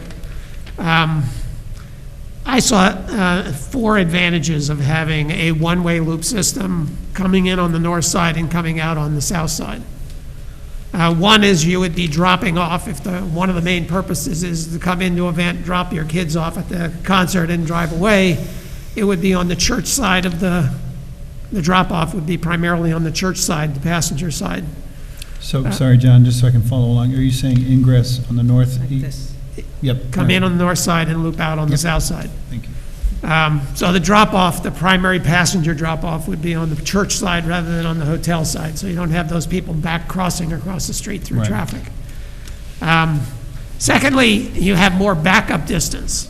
So if 6 kids are climbing out of a car and they can't find their ticket, whatever happens, that the drop-off takes longer than 3 seconds. Yeah. It could back up into Route 9D. You only have about 6 cars back, and you start backing up into Route 9D onto Wolcott. Whereas if you're coming in the north and looping around, you have a lot more room for backup problems. If things get jammed for some reason. Not backing up, congestion, that kind of backup. Yeah. Yep. The cars back into the road, essentially, because you don't have that much difference between the front of the church and the street. Third, this driveway exit there, entrance exit, is very wide, and I'm trying to be as sensitive as possible about the church front yard, and having a one-way exit drive could be narrower than a 2-way entrance and exit. And that way you would have more green space and less conflict in front of the church from people turning in. And then finally, the concern about the crosswalk. The crosswalk is right at that area next to where this northern entrance would be. I asked them to put it on the plans for next time so you can really see it. To me, that creates an intersection. It's very typical to have a crosswalk at a turning place. That gives you an opportunity to slow down before you turn it and watch out for pedestrians, because there's a crosswalk. Whereas the other one, which is an uncrosswalked area, would be more apt to have people turning in without seeing pedestrians or without looking for pedestrians. And that's where the main pedestrian entrance would be to the church. So for all those reasons, I think that should be at least looked at as an opportunity. I'll leave it at that. The driveways the tapers are way too wide. They shouldn't be angular, they should be, if you look at the truck turning diagrams, you don't need that much space to make that corner. You have a three-way street essentially, or three-lane street, because you have a two-way left turn lane, so you have a lot of room coming in without backing up traffic the other way if you have to wait, and coming out. So you have more room to swing. You don't, it's not coming straight in on the curbside lane. You have room to pull out and take up that center lane a little bit without hitting opposing traffic. So I think those tapers should be a lot shorter. And then I just wanted to comment again, I keep putting in my lever and nobody ever addresses it. The proposed lighting that they have, the fixtures are very modernistic, and I just don't think they're appropriate for this site. I mean, this is a really historic church. And I think the lighting fixtures should have some historic compatibility built into them. I don't think lawn lights are the sort of thing you put in front of a historic building. You know, I think pole lights would make more sense than lawn lights, which are sort of a modern invention. There's no historic lawn lights out there that I can think of. So I think you should take a look at the lighting a little bit more. Great. Great recommendations. Thank you, John. Might we be able to provide just with some responses just to those, so we don't sidebar on just on the, respectfully, Mr. Russo, just on the John comments? Yeah, no, please. Yeah, I think just in regard to Mr. Clark's comments and recommendations, we have the full support of the board behind those, so take that into consideration. We do, and I think it bears reminding that the events we are talking about are the maximum events, so we are planning and designing this to maximum events. This is not an everyday function. This is by no means a 350 person a day, 7 days a week operation. This is, we're talking about the biggest event, capacity at the site on very limited occasions, throughout the year. So again, of course, we're designing this site to accommodate that, but I want to just it bears reflecting that these comments are consistent with what the biggest and the worst case are. But if you could get a couple of big names per month, wouldn't you? I mean, if your popularity grew, I'm just saying. That's what I was just about to say, this whole idea of latent potential. I understand you're saying that, but we have to design to worst case. With gas prices the way they are, but you can get more walkers, right? But unless you somehow restrict yourself to only once a month or only once a quarter. Why would you want to do that? We memorialize that. We have no way to know that you're not going to hold a 350-person event 365 nights of the year. You understand where I'm coming from? I understand what you just said. We do. But we can't hang our hats on Right, and that's part of the special permit review. We're identifying the limitations, almost self-imposed limitations on when those events, generally speaking, would be taking place. I'm glad to hear that. And that's part of the discussion, part of the consideration that if that were to be the case and it were different from what this board approves, we'd see you again right here and have to discuss those items with the board at that time. So to that end, just in regard to John's input relative to the circulation, ingress, egress, and the aprons themselves, let's discuss that. I mean, that's why I wanted to. Because honestly, I think those things would have a more everyday impact to the better. So there's a couple of things. Well, number one, and I don't disagree that maybe they are a little wide. I mean, what we did was take what is the standard from Department of Transportation and applied that to this location for the type 4 driveway, I believe it is. Again, it's the Department of Transportation's roadway, so ultimately they're going to dictate what happens with these driveways, right? So that's why we're waiting for their input.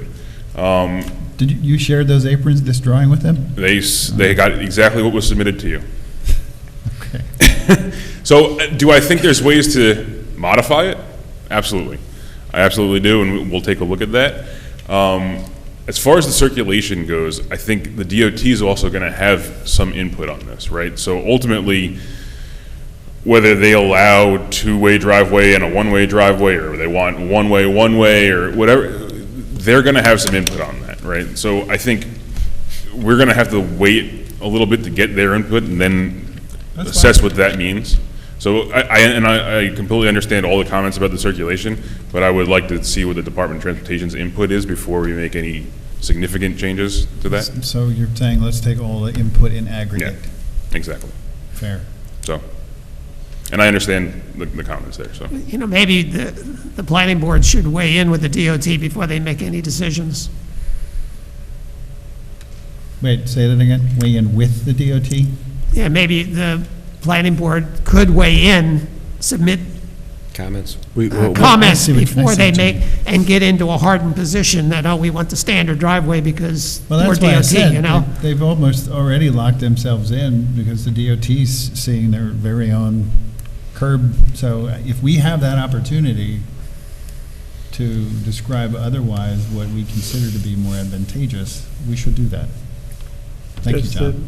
I have does the DOT have flexibility with their standards as far as the design? Oh, absolutely, absolutely. And that's why I don't think that we're locked into anything here necessarily as far as the DOT goes. I mean, we could even look at something where we do a radius situation that has a different treatment for the radius, for a mountable area for the trucks, but makes it look like it's narrower driveway for passenger cars. We've done that in many locations before. So there's different ways to treat it, but this was just really applying their standard to this location. But we're going to take the comments. I think what we get from DOT ultimately is going to be initially some guidance, and then it's not going to be a final answer on anything at this point. So to that end, if there is flexibility, they would hear from us somewhat through a revised application to them, right? I'm assuming then you would go back to them after you hear their comments. Yeah, we're going to get their comments. Ultimately, I've said this before, we're going to need permits from them for, right?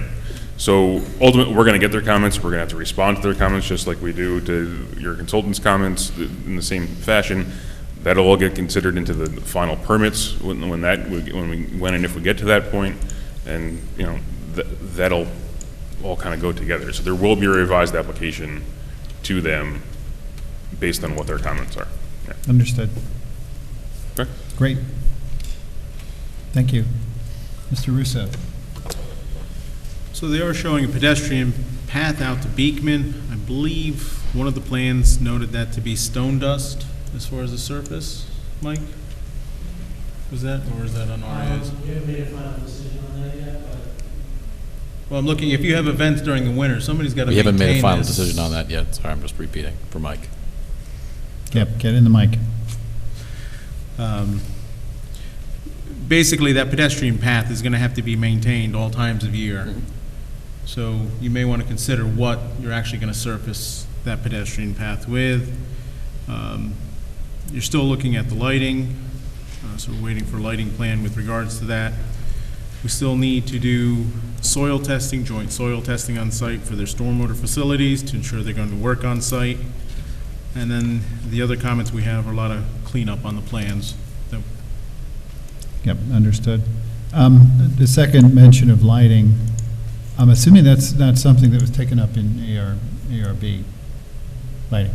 So Unless it's on the building. Understood. Yeah. So just as far as the site lighting, let's talk about that for a minute in terms of both of those observations and the applicant's position on looking further at those.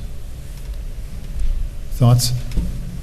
The applicant is with us, so I think we're hearing them, and we're going to have to try and incorporate that. Obviously, we're in a historic district. We are doing everything to preserve the integrity of the church, including removing the driveway. So, I mean, these are things I think can be accommodated and to try and work that into the design. That's what I wanted to hear. Thank you. Okay. Anything around the board? Observations or questions? Lights offset parking spaces by like 20 or 30, right?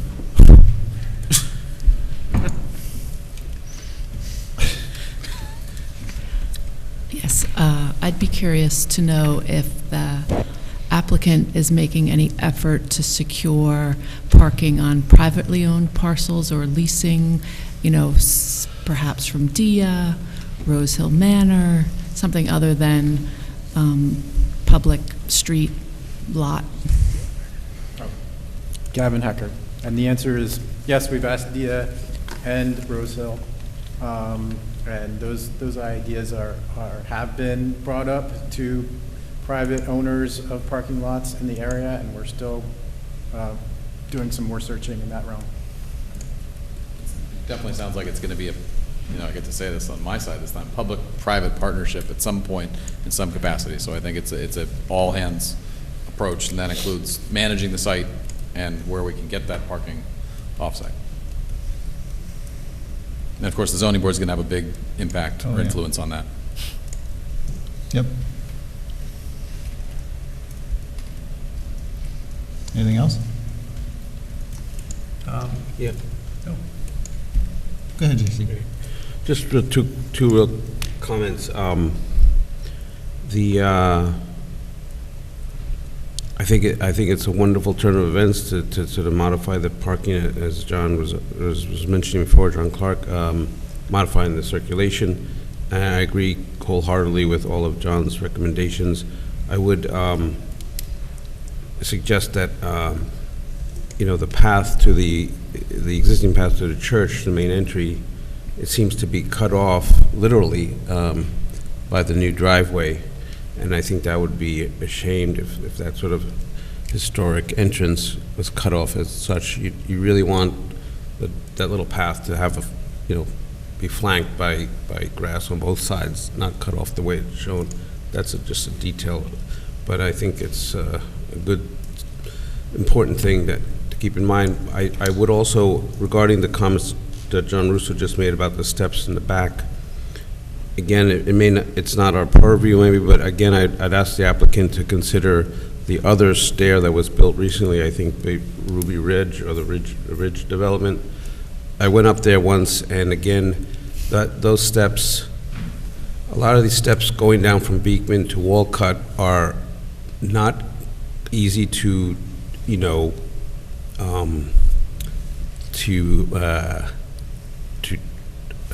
transverse, and I would just encourage you to keep in mind that, like, the steps by Brett's Hardware were done much more sensitive to the people using them, because that too on West Main is a steep climb, but they were much sensitive. They had, I think, a 6 and 12 rise. Those steps, people walking down and up that back of the church will not be happy to be walking up steep steps. Understood, and we appreciate that comment. And as you mentioned, there are 2 adjoining properties that utilize access to Beekman. Ours is a little bit constrained, not a little bit, is constrained because of the existence of a cemetery in that location. So we are being very mindful of all of that and ensuring it has no, that's a big drive of this design, but of course, any way that it can accommodate, again, whether it's, creating landings or the like that do it, will be, I think, incorporated into the design. I think your observation that they're difficult to traverse is because there's a lot of them. Right. It's exhausting. So it poses, in my view, quite honestly, a deterrent to many but the real intrepid. And, sometimes, there are people who get halfway through and realize, I didn't know there were so many damn steps I got to go up. So, it should be a real consideration for an avenue for volumes of traffic, quite honestly. I encourage you to take that walk sometime. If you go down behind the church, the cemetery land there is pretty much flat. So what we're showing are steps down by Beekman and steps up by the church, and literally that's, there's no need for steps in the middle. It's pretty much flat. It's not a steep. And I believe it's also what we're dealing with is treading lightly through the cemetery as well. So we don't want to, we do realize that there are paths on either side. So in terms of building our pedestrian walkway,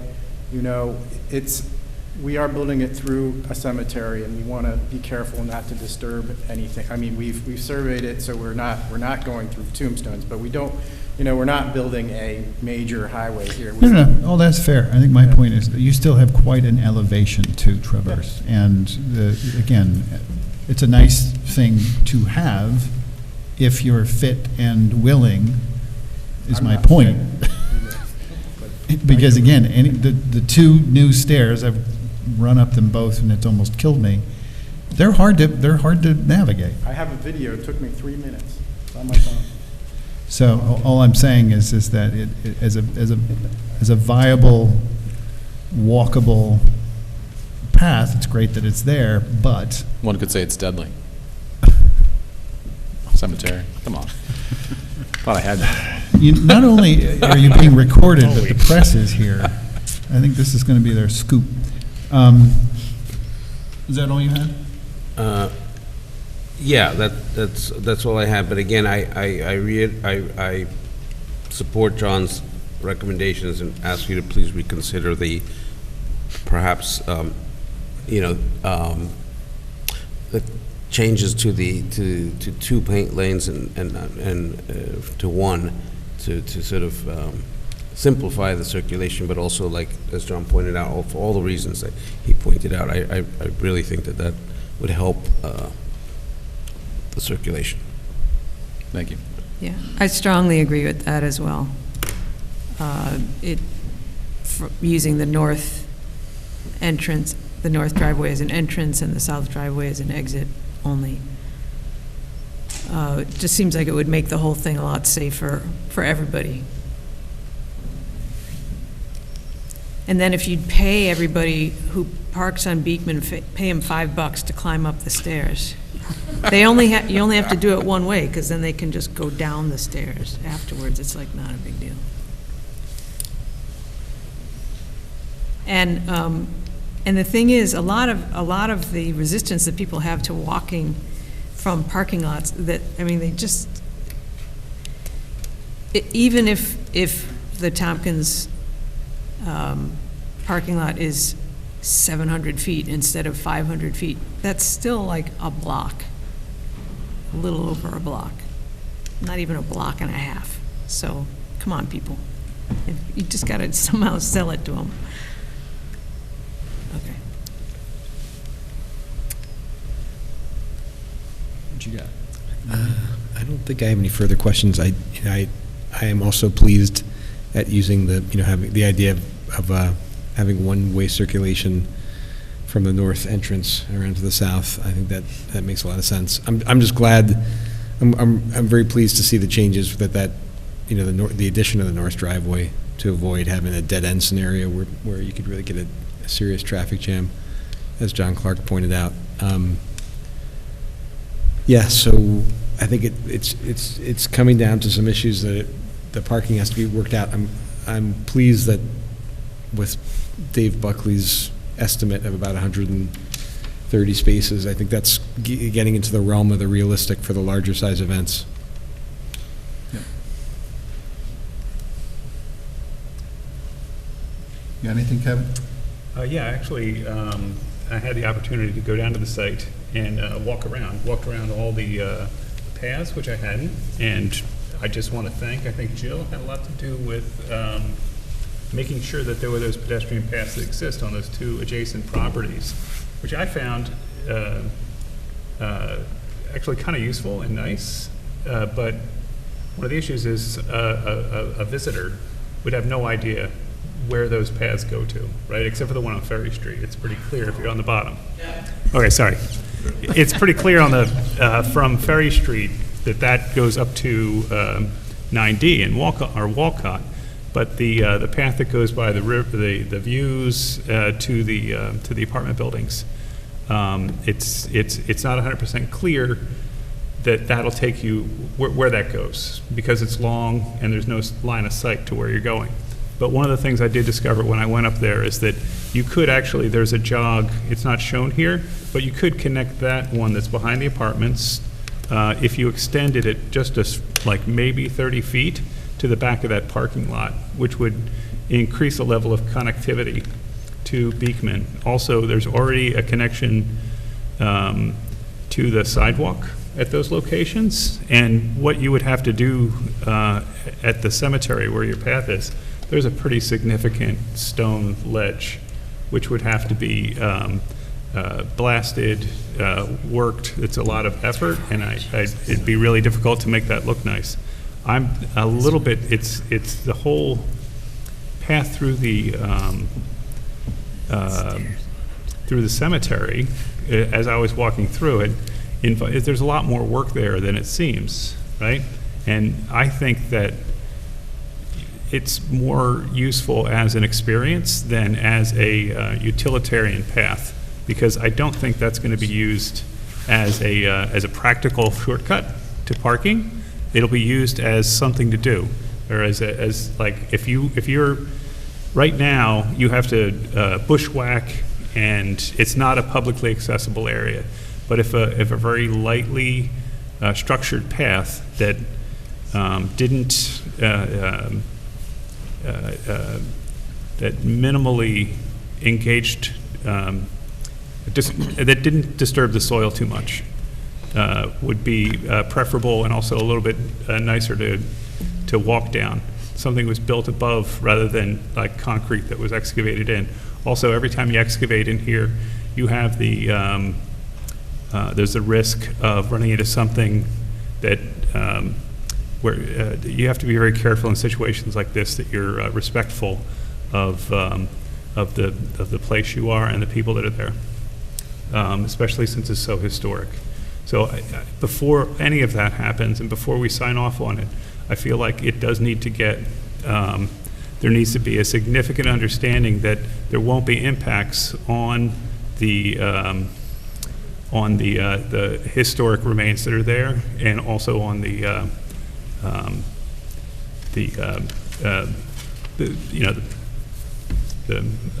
graves. One other thing is that there's one of the benefits of having a one-way driveway loop is that you get to narrow that driveway. And when I was walking down there, the most beautiful part of this, the vista, the view of the church that's the most attractive is between the apartments, or the condos.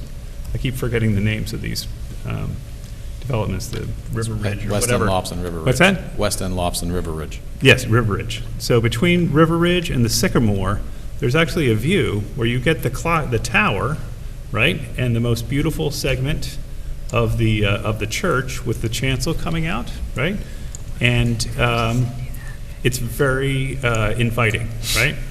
And one of the things I noticed on all the development that's been done, that entrance is now a sort of a service entrance. It's not really anything that somebody could walk up to and have a picture taken, right? It's not an Instagram moment. And it's completely the view that you want, and it's the place that you want to be if you're a visitor, especially if you're the first-time visitor, as an experience. It's the most beautiful part. All these other parts that where it's all asphalt and parking, which we have to provide, right, are that's what you're experiencing the building for the first time, the way it's set up now. So there's this kind of utility side that's not very attractive. You're going to have to put in, at a fairly decent expense, what would be the most used entrance to the thing, and you're limited to something like a 6-foot sidewalk, which is not a very enriching experience.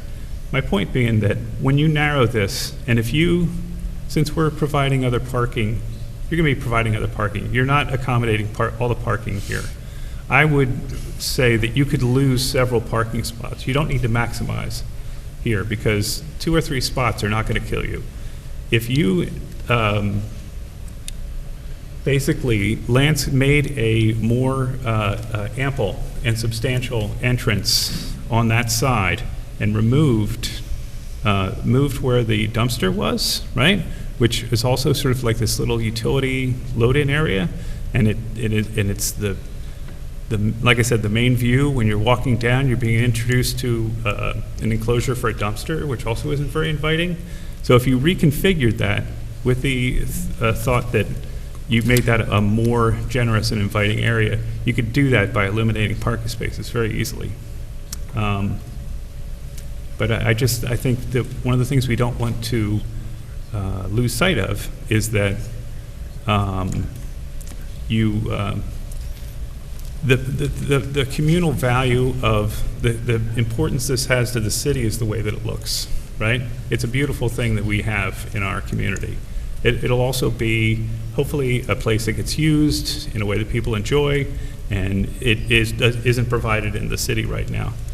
But making it beautiful is something that we all could work together, especially since you're assuming a lot of cooperation from the city, right?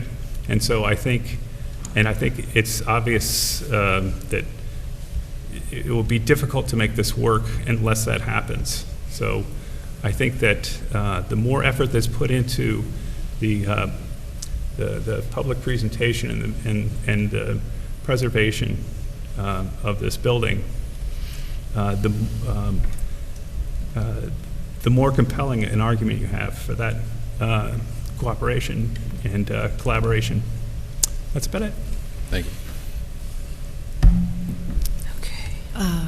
I would also like to encourage you to consider reducing the driveway, the south driveway, to one lane. It just seems like an excessive amount of asphalt. So any way to minimize that, I would encourage. And I still think that the parking is a very tall hurdle that you have to get over, for at least for the use that you are looking for, the 350 people. Seems like a very tall order. Thanks, Karen. Okay, and we also have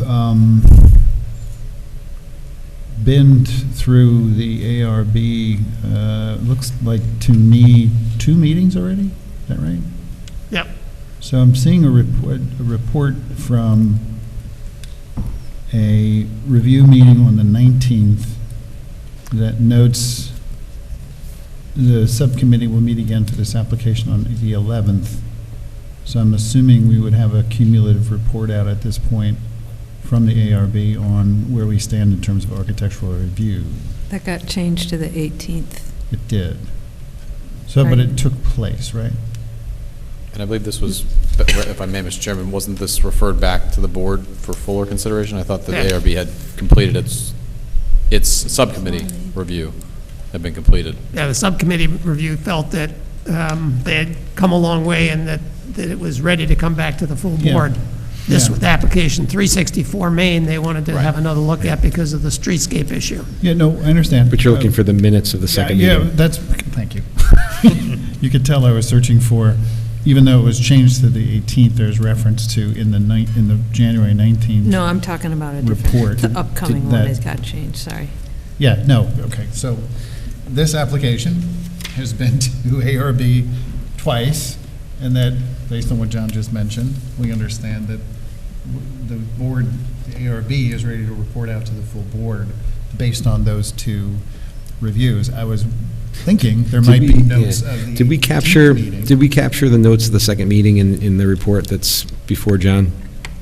Yeah. And Okay, I so sent it. You should have a copy of it, I hope. Maybe we've got a Anyway. Yeah. My point was, we got a draft dated follow along to the 1/21. We have a draft dated January 21st in the package. Yeah. So maybe we don't have the final cumulative documents? I just sent the January instead of the February meeting? Yeah, looks like it.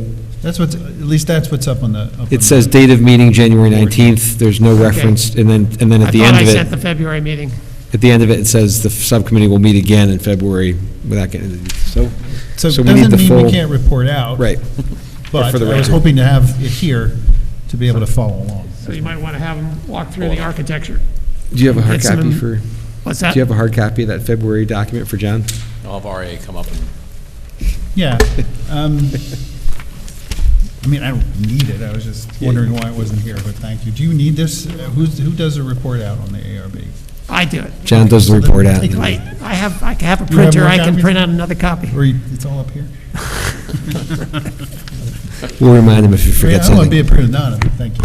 I just wanted to have something to review with. Yeah. Okay. So, with that, yeah, let's talk through where you've all ended up with the architectural review for the benefit of the full board. Who's going to start, John or RA? It's like REA. Yeah, so we had a couple of meetings with the ARB subcommittee, and we made some additional changes to the church building. There's only a couple things that we're proposing for the exterior of the church. One is that there would be a new deck in the back that would be accessed from the cafe. And we originally had 2 doors there. We looked at an arch design and then changed it to a simple single door with side lights and a transom. And the side lights are sort of similar proportion to those existing tall, skinny windows on the building, and just one door centered on the back facade there. We're using a wrought iron railing. Can you zoom in on that, RA, just while we're talking about it, so you help yeah, let me help see if I us, can do help that. John look at it? So that the original setup for the rear deck had 2 doorways, and the concern was that they looked like they were kind of crowding the existing Gothic arch windows. Mm-hmm. So we asked if they would consider going to a single doorway, and there was some discussion about whether the glasswork above the door could be arched to kind of pick up the windows and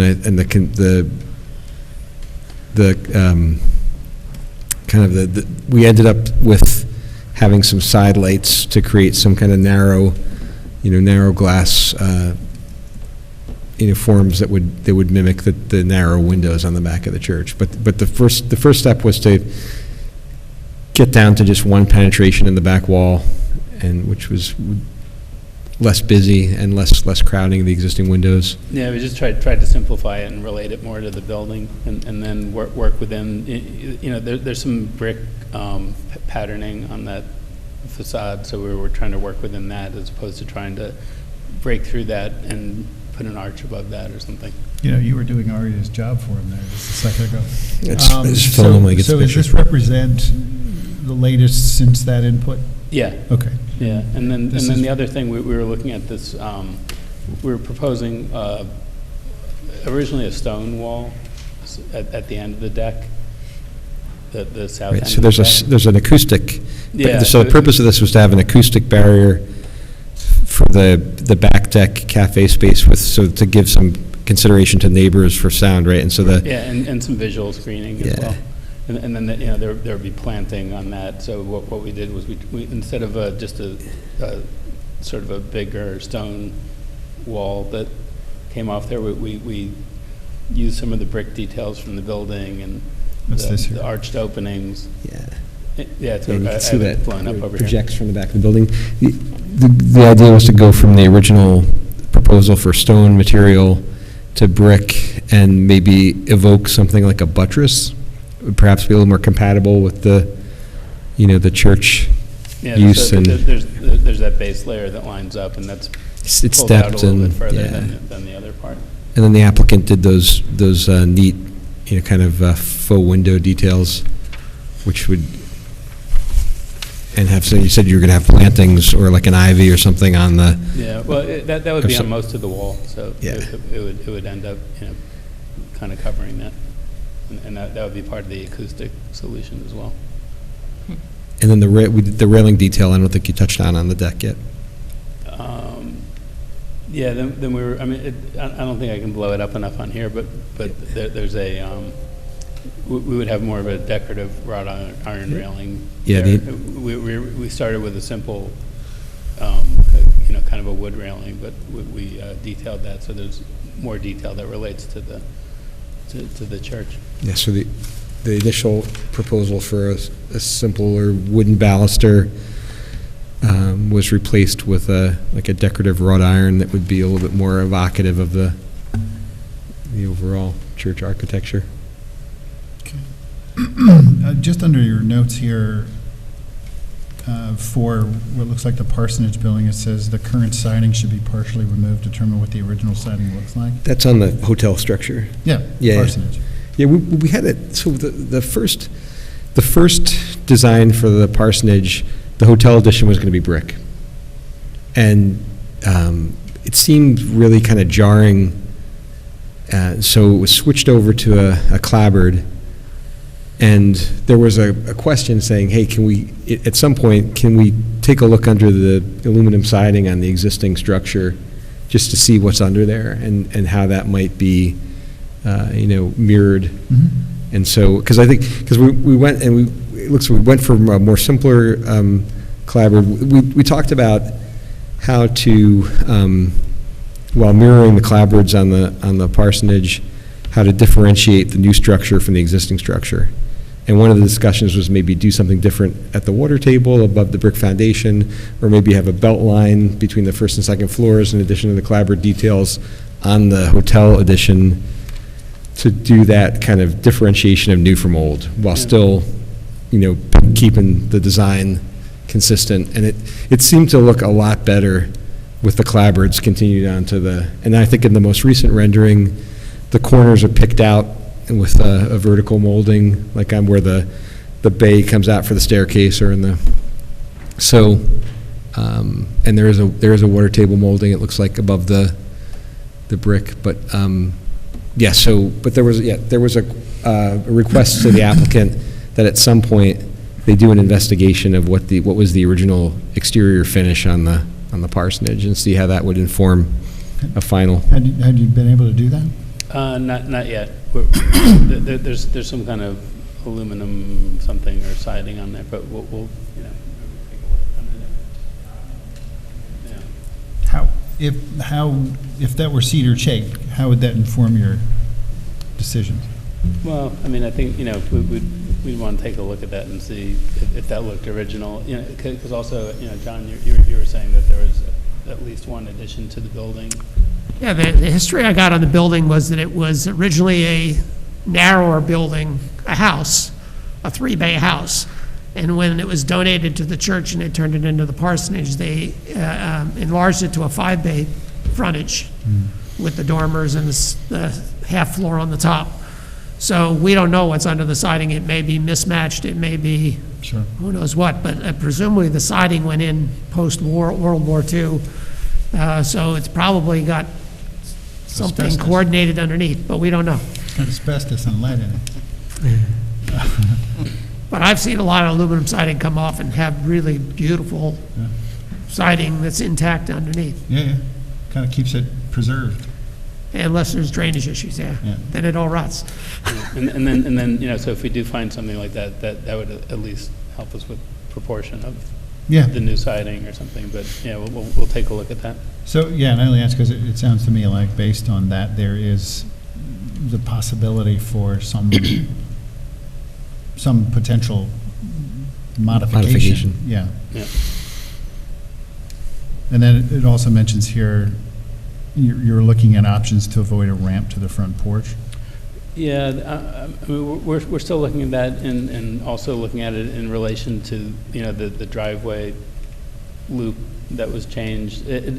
We'd have to get it really close to the sidewalk and, so bring people from the parking area very close to the Wolcott sidewalk to even possibly make it work, and then regrade things. So what we're looking at as an option to that is having some kind of a planter that relates to the foundation that would at least, screen the required ramping.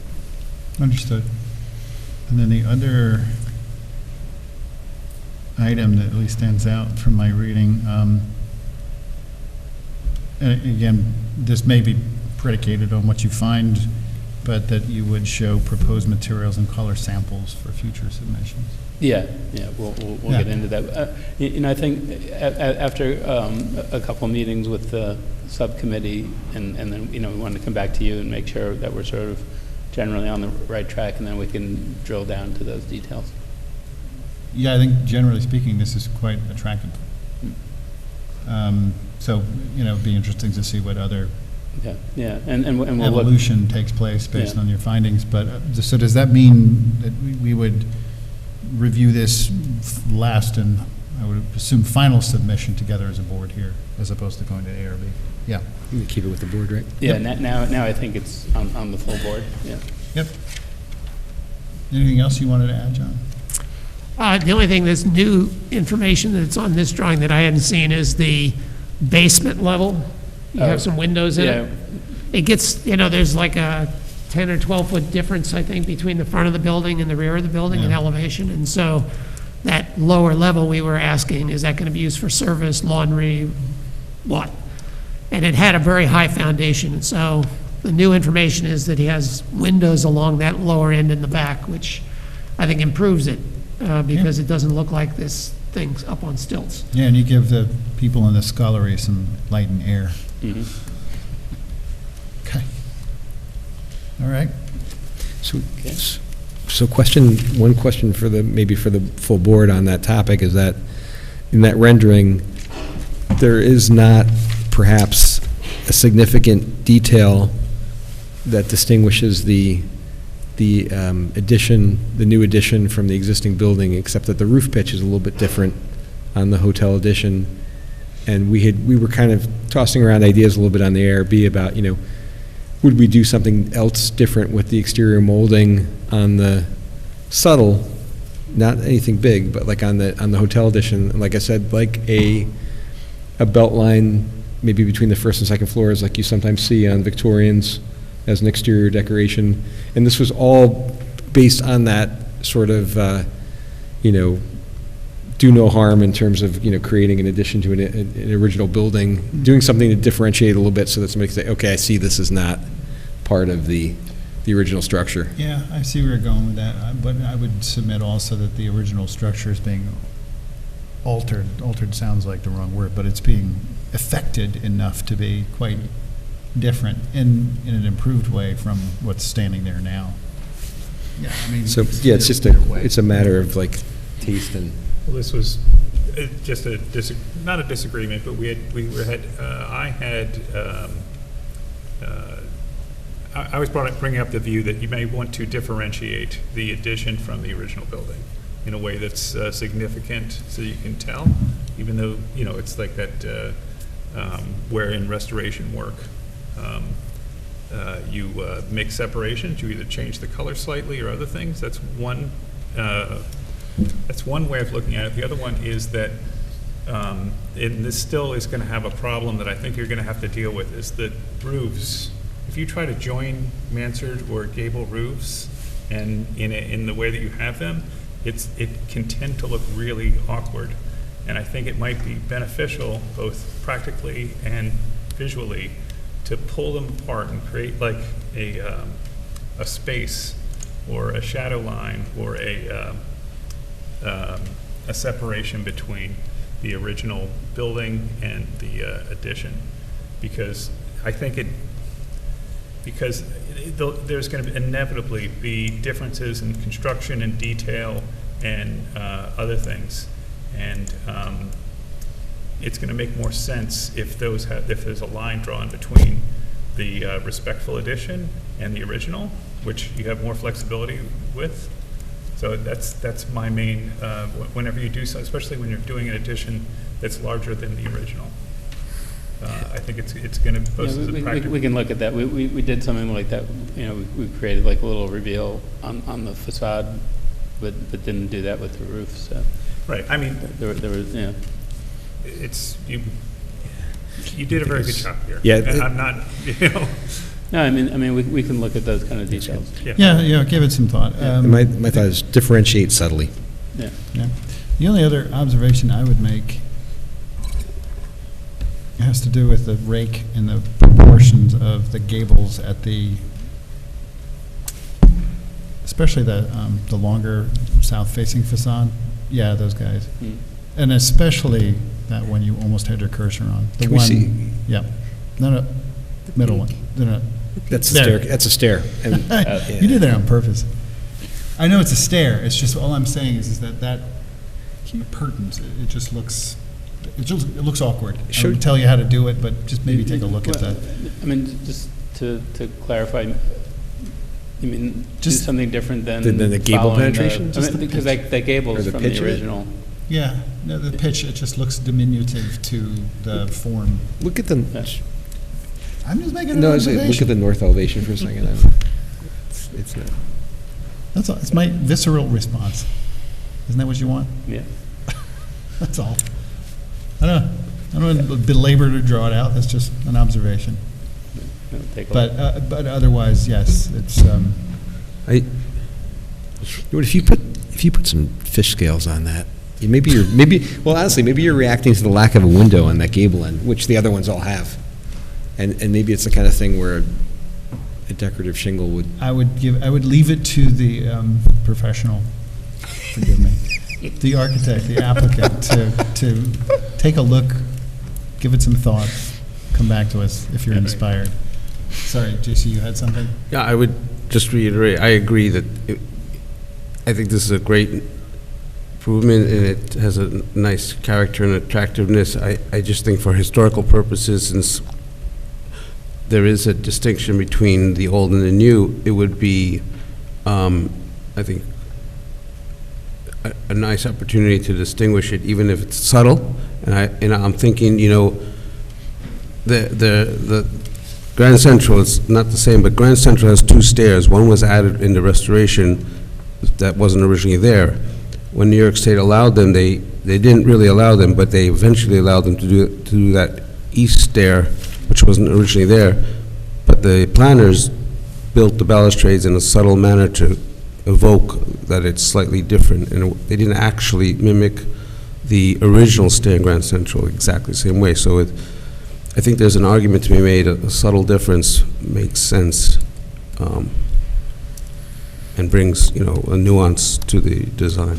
Yeah, that was suggested by the committee, and the 3 things that as I remember on the form was a change in color tone between the front and the back, a horizontal band or some sort of course, and the other option was to put in shingles on the half floor above rather than the same siding. So you mix a little material different, but not entirely, just in the top floor. So little things like that, I think, could make a difference. And I think it depends on whether, if you're putting all new siding and all new roofing on this, which you might very well, I think you can make the seams work. If you're trying to match up an old siding with a new siding, that's where you get into trouble. So I think it really depends on whether that siding under the front of the aluminum is, and whether the roofing material is going to be replaced one way or the other. But I think, this is aesthetic, but I think even if you could match it perfectly, it wouldn't look as good as if it was a little different, Even if you had the ability and opportunity and money. This is what happens when you have architects on the board. I can't help myself. I'll pull back. Crying out loud. It's okay, I just put my fingers in my ears. You're in charge. May I make one last comment? Not on the parsonage building, but on the church building? Yes. The door to the deck, I think, really needs to be finessed. I actually think that we should make it much narrower in keeping with the window proportion, lose the side lights, make it tall, do something to the top to make it more fitting with the existing architecture. Got that? Yep. All right. Take a look at that. What other business can we address here for you? It's one of those rare occasions where Taylor's not asking You for have something. no requests of us? No, just I didn't think so. Just to stay well, and we'll see you after the zoning board. Thank you. Thanks. All right, we'll move to our next application. This is the continued review of applications for site plan approval and subdivision approval for 2 Cross Street. This is for a 3-story mixed-use building submitted by Hudson Todd LLC. We're revisiting this application after somewhat of a hiatus. I think the last time this applicant was before us was in 2019. John, I just need to note that I have done work in the past for this applicant, not on this project. It was a different project. I am not currently working with the applicant, and I have not worked on this project in particular. I do not believe that that would impact my ability to be objective in my assessment, but I also wanted to allow the applicant the opportunity to, object to my sitting. So noted.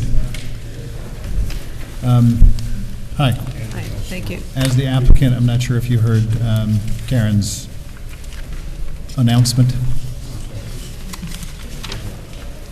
Given that she has performed work in the past, though not on this application, for the applicant. Wanted to make that statement publicly so it be known, and that should the applicant have any objections to her sitting on the board in review of this application, allow the applicant to voice any objections or concerns. Great, thank you, and thank you, Karen. So noted. Thank you.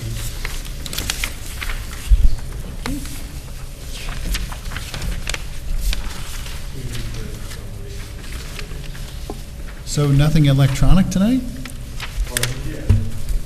Okay. Yeah, there's a packet, but this is very helpful.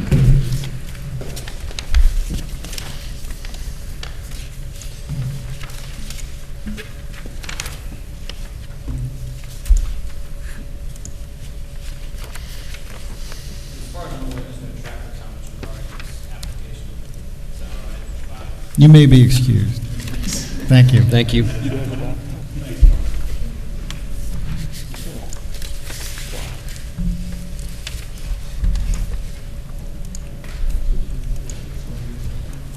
What do you need? An outlet? I don't know.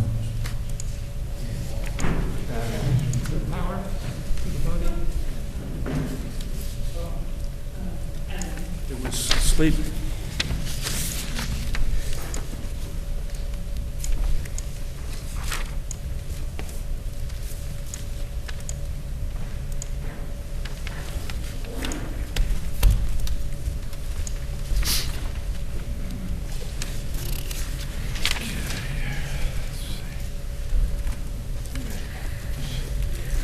So are we using this pediment? Thank you. John? Is this pediment going away in this drawing? Good question. It may be because, sorry. It may be right. blocking the view from I know, but but definitely, a loss of a detail's worth commenting on.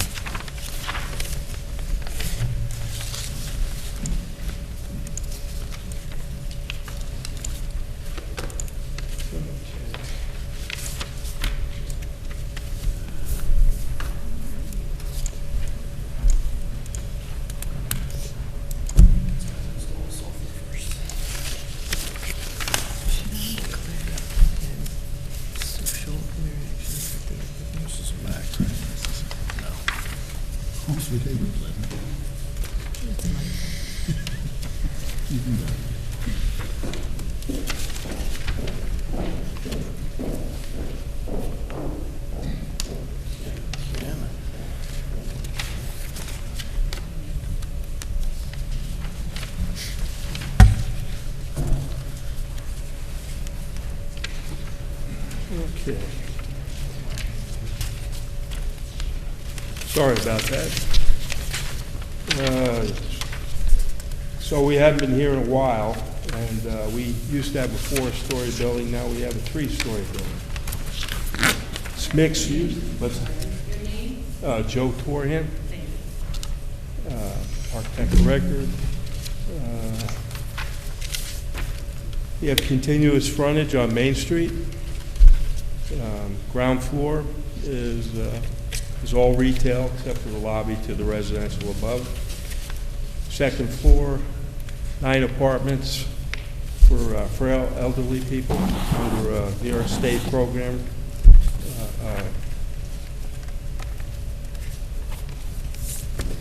Also on the second floor, there's 2 apartments, market rate apartments. So there's 9 apartments total on the second floor. Third floor, 9 more apartments of market rate apartments.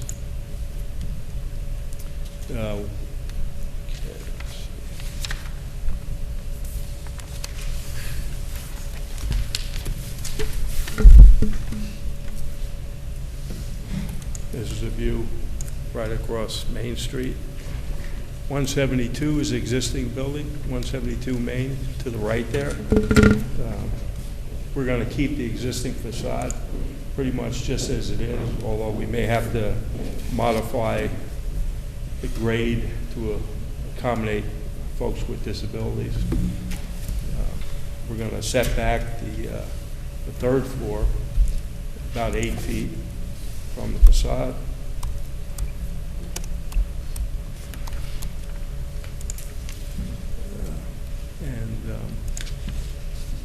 Previously, we were going to try to incorporate 4 Cross Street into this building, and it proved to be a challenge for technical reasons. So this plan has that building being demolished, and we'll. Is that the brick building? Yep.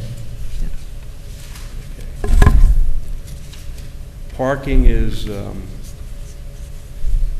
provided on-site, 2 accessible spaces. Sorry, 2? 2 accessible spaces on-site.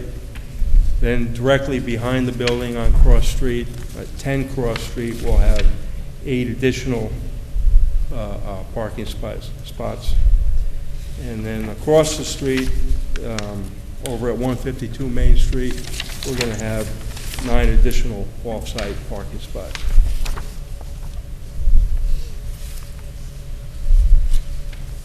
So we're going to provide 19, although, you know, zoning requires 27. So.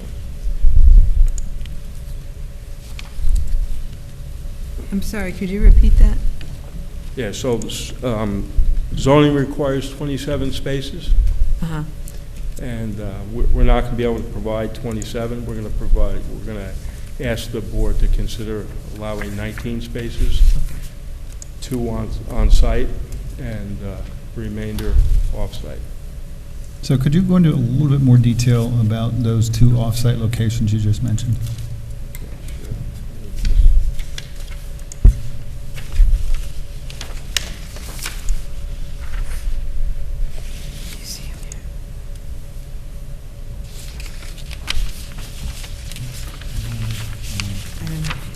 Thank you.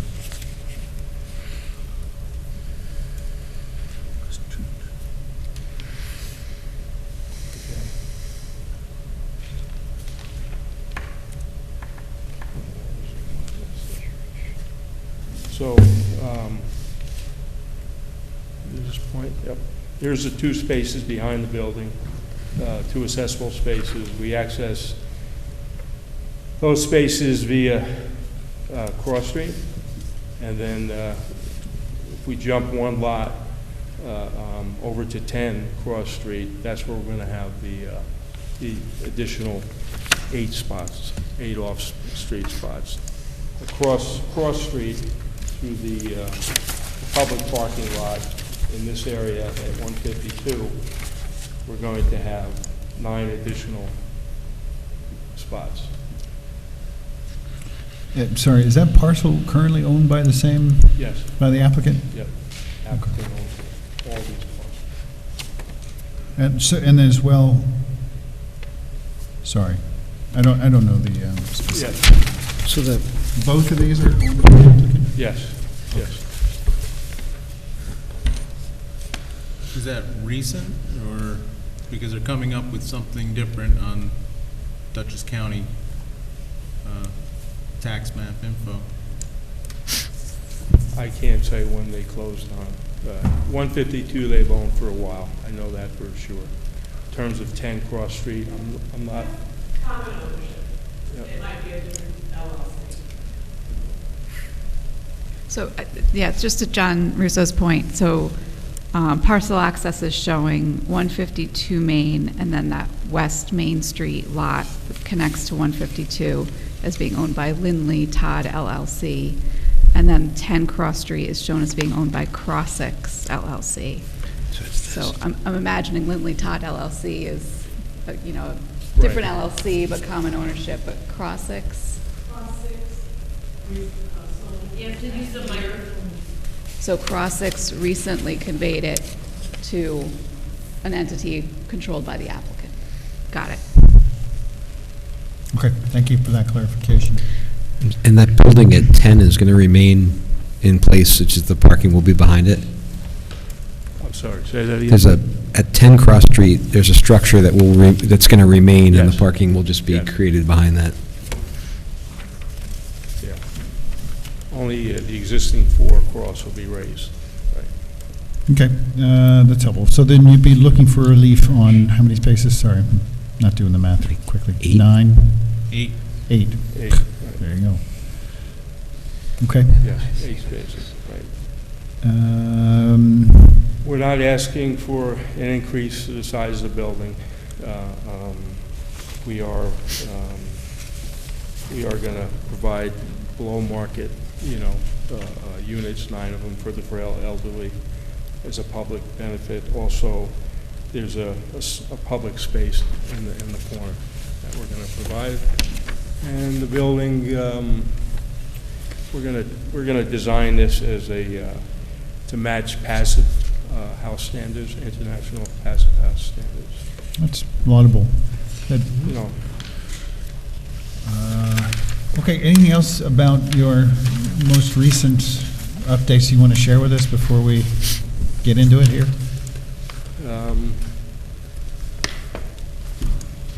Well, we've read Mr. Clark's comments, and we're going to have to address all those comments. Yep. John, any you want to highlight for the board that we might want to emphasize? Yeah, I was asking for more of a justification for the parking count for the senior affordable housing. If you have more of a description or a letter from the funding agency or whatever to describe the type of tenants here and why they shouldn't need parking spots. Right, there is a letter. None of the occupants will be driving. Okay, I haven't seen the letter. If you submit that, that'd be good. That'd be a strong argument. I don't know what you mean exactly by frail elderly, but. Right.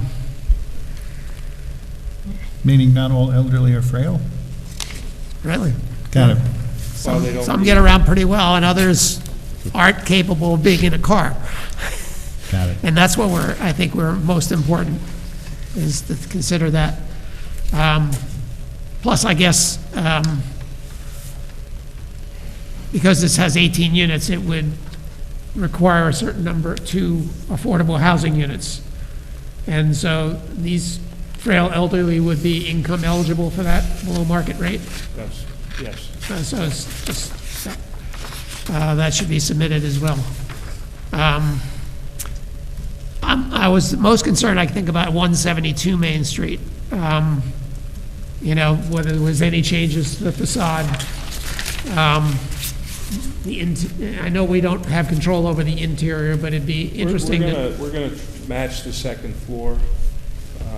We're not sure yet technically what we'll be able to do to most of the building, but we're going to retain the street facade. Yeah. That's the plan. Is there a pediment being removed from the top of 172? Because it looks that way in the... Yeah, I was going to ask about that. Yeah, we did show that pediment as being removed. That's going back and forth. It's something we can talk about. Yeah. We were concerned about guardrails and that sort of thing from a technical standpoint. But, I would think you'd want to keep that. I would agree. How do guardrails play into this conversation? well, how they connect, and then any code requirements for guardrail. Well, is that gonna be like a deck area for the- Climb, over the rail. So that, what you're saying is that you're creating you're creating an accessible area, outside area on that existing roof? Is that what you're doing? I believe so. That's going to be So this a would be like rooftop. Okay. terrace, yep. Understood. I don't know why the pediment would be an impediment to that, other than Oh my views, God. but Until We I'm might not have here to to hear push the that. guardrail, pretty far back. say again? You might have to push the guardrail quite a bit back behind it. Concern is climbing up the pediment over the guardrail, that kind of thing. We'll look at that. We'll try Yeah. to keep it. Thank you. It says I have the it's the blue inventory form that was done back in 1979, or whenever it was. It's dated here somewhere. Yeah, 79. And it said, they had a date in the pediment. It's only partly legible. It does indicate the construction as being in the 1800s.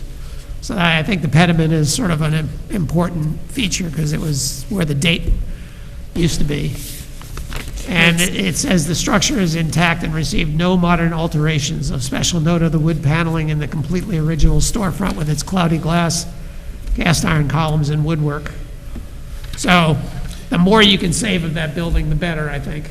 Yeah, I mean, I get it, you own it, it's in the way, but it's a part of Beacon's history. You gotta really think about this stuff. Yeah. Well, the date's not there anymore, though, isn't it? What? The date's... Partially legible. It said partially legible in 1979. I don't know if it's there anymore. Only slightly less legible. It looks than like in it's... But it still seems like if that's the feature that was used to date the building, Agreed. it's important. At any rate, It's in bad shape. It'll have to be restored. so none of the exterior of the rest of the building, the storefront and everything is going to be retained. That's what you're saying, except maybe some grading issues for the ADA access? Right, we're gonna try to keep as much of the storefront as we can. There's a step up right now into that building, 172. That's obviously not gonna work for folks with disabilities, so we're gonna have to. All right. Try to minimize what we can. All right, well, keep us posted on how minimal you can make it. I think was the point of my letter. And a green roof. Yeah, it'd be nice.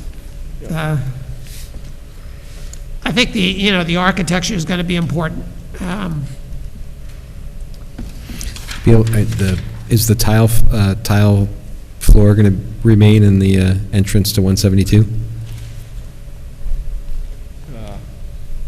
You could look at that.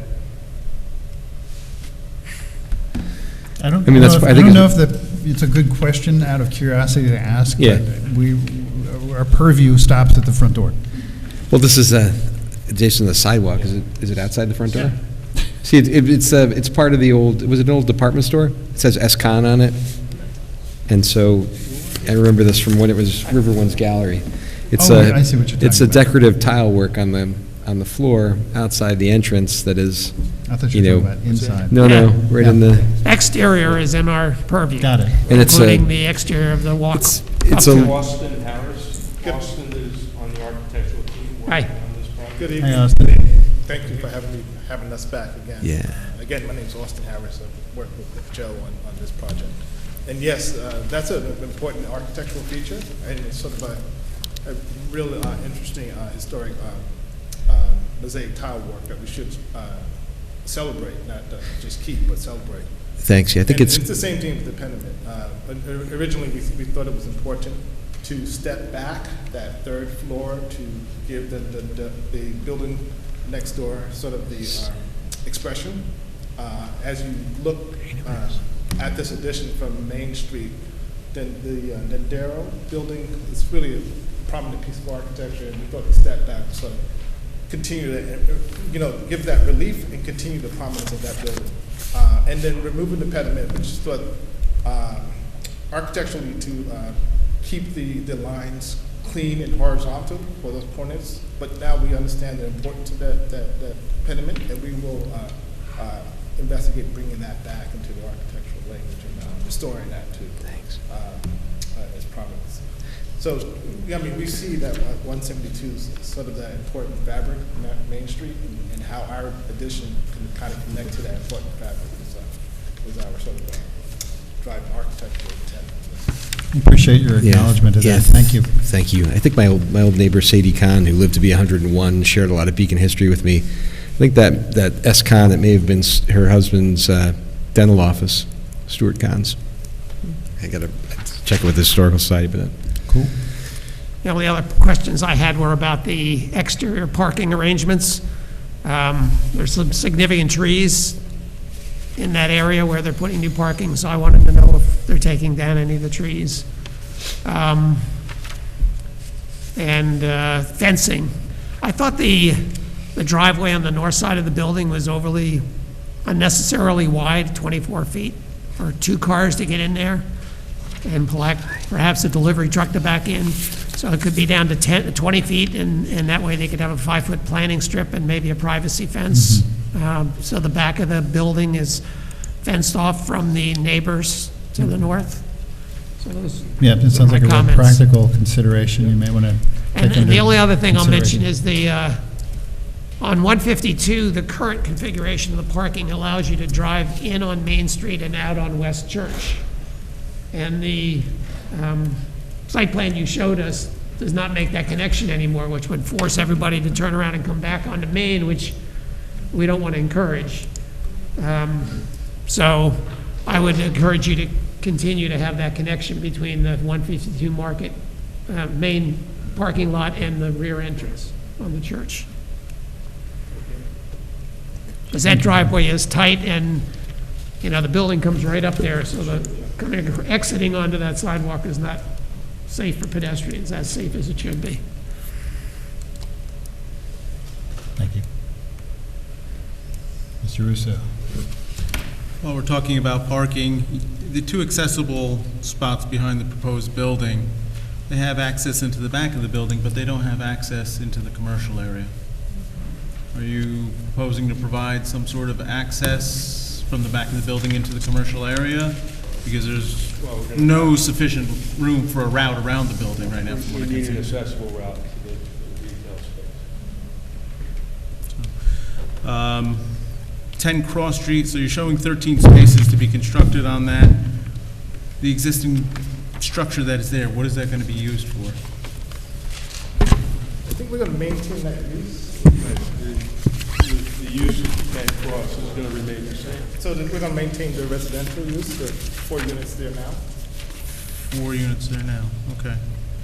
So that should be provided in your parking calculations and breakdown, so that we can see what, What the impact of that is. Right. To the overall parking. yeah, I just want to make sure you're telling me you're going to be using 8 spots on that lot. I want to make sure that that parcel itself is not going to be deficient.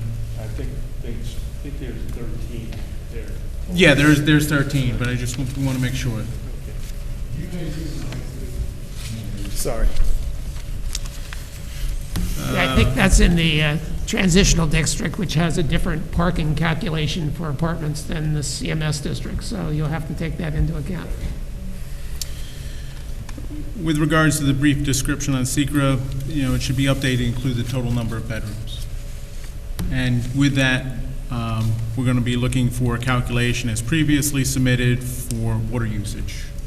Things have changed since last submission, the numbers have changed, so we're going to be looking for a breakdown as to how the water usage within the SEQRA was calculated. As far as the site plan, a formal, full-size site plan should be submitted, not just a small. John already commented on that. Jennifer, do you want me to bring up the subdivision?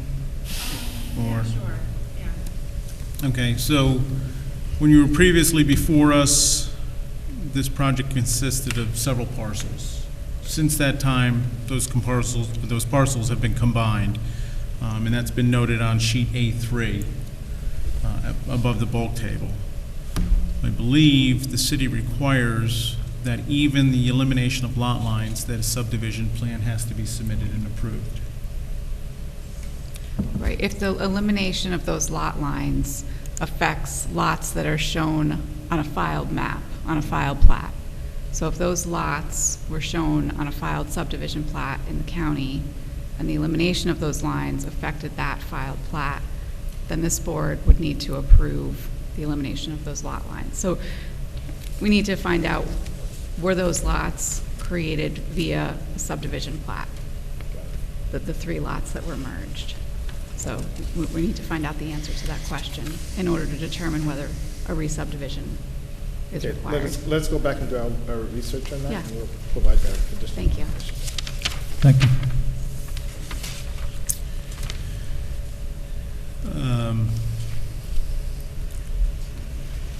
A lot of these other questions, I believe the information going to be forthcoming with regards to grading, utilities, roof leaders. Yep.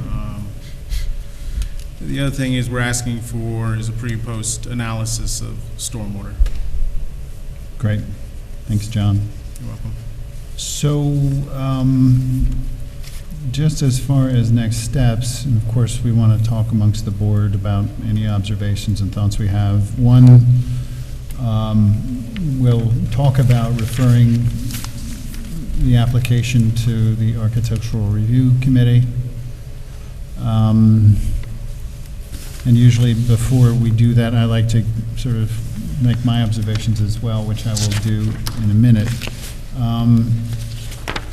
In addition to that,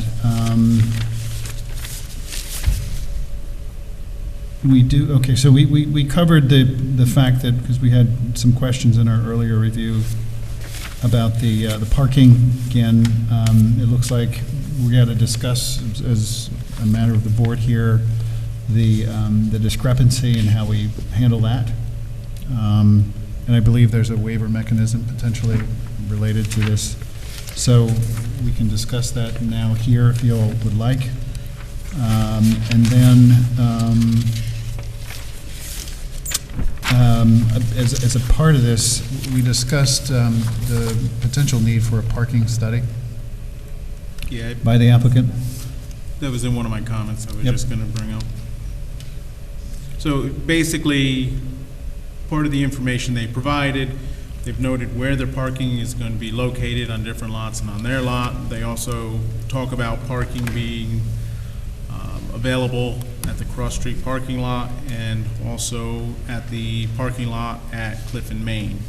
Based upon recent parking studies that have been done, specifically 1113 Wolcott, we know there's no parking available at the Cross Street parking lot. That was presented in that. Based upon conversations with others, the parking lot at Main and Cliff is typically full all the time also. So I don't think those two parking lots can be looked at or relied upon for additional parking. So I believe a parking study should be prepared for this to see where parking could be achieved if it is required. Thank you. You're Yep. welcome. So, acknowledged, understood? Understood, yes, Yep. yeah. Great. Yeah. I mean, the advantage of some of the parking we're looking at here is right adjacent to our parcels. Like, we totally understand we should do a full traffic analysis to understand that impact. Great, thanks. So, do we want to, okay, yeah, no, I think it's just as far as further discussion about parking, we want to avail ourselves of your parking analysis when you have that ready. Then, do we feel the applicant's ready to go under the microscope of the Architectural Review Committee at the moment? I almost feel like there needs to be more developed in order to respond to. Not going to necessarily subscribe what that is, but we'll share some of our initial observations here, and then to that end, it'll give you some feedback to work with, and then I think it maybe makes sense for the ARB group here to share with you what, when you come to talk to them, as far as material, you would want to be prepared for. So I'll just start with my observations, since I am not a part of the review committee, but I trust my colleagues implicitly. And as a fellow professional, you have to forgive me. There are times when I make observations that sometimes sound horrible, but No need to apologize. I will, and again, there are two very positive aspects to this massing that I'll describe right now. One of them being that you've taken pains to break up the facade into, manageable segments, ones that continue to repeat the rhythm of the historic buildings on Main Street. The other is you've started to take, you've paid attention to the transition at that corner through the change in the geometries and that cutout. However, and I'll also make this observation. If you're familiar with Beacon, you're also familiar with the fact that Beaconites are very, very, very, very sensitive to change. So this corner represents, I don't know what for a lot of the folks in Beacon, but there, you will see a visceral response. I need you to be prepared for that. And I'll, just share in my experience, this community garden, my experience of my daughters having gone through the school system and having been involved in the community garden and walking through that community garden, and my daughters sharing with me and being so proud of the strawberries that they had grown. We were picking them, we tasted them. That memory will live with me forever. And that it's just an example of what that parcel, even in its condition right now, means in terms of the memory and the history of people who experience Main Street. Unique experiences not experienced in other places. Beacon is so different and needs to remain that way. For it to maintain its character, the fact that you're taking this away, got it, it's your right, you own it, you can do with it what you want. But remember what I told you, just one story about a very meaningful moment to a citizen, a resident of Beacon, as it relates to this lot. This building, there are some nice architectural elements to it, but it could be in any other similar city elsewhere in the United States. There's nothing distinguishable about it. It's one of the first views you see as you come into Beacon down Main Street.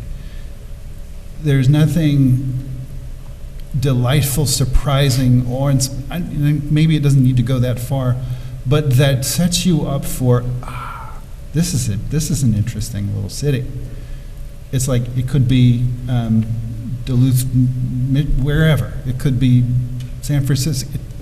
It's like any other new building anywhere in an urban environment on a main street in the U.S. And that's I really appreciate that sort of description of the building, and I really appreciate your sort of historic aspect of the corner, and me as a person who is not from Beacon, and every time I come down or come up Main Street, that is such a prominent corner, and we sort of recognize that. But the delicate part of that corner, it's like a knuckle. That you're transitioning from a historic district, and then you have the Beacon glass building there also. And it's like, I don't think you want this architecture to scream. I wouldn't say scream. You want it to be a neighbor. You want it to weave into the fabric. We took cues from sort of the historic guidelines of how to break it down to make it seem as if it's not one large building, but segments of buildings.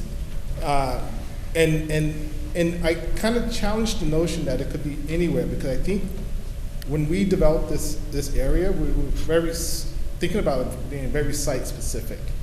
Because as you approach this building, you get this we were trying to bring back that communal area, and we're hoping that that corner, that notch, will become that sort of, this could be, like Beacon needs another coffee shop, but it could be another social area where people can gather. It could be an art studio, and it could spill out in the street. So we're trying to get back to the community with that corner. Fair. Let me just clarify what I mean about, and it really comes down to proportion and materiality at the street level. That's what I mean. Mm-hmm. So, and there are certain design elements that you're utilizing that, including the very large oversized windows at that break point. I appreciate that, yes, it is site specific. You have to respond to the site. And I laud you for taking, obviously, into consideration materiality, and of course, looking at the historic district guidelines. But, and again, I'm not going to design it for you.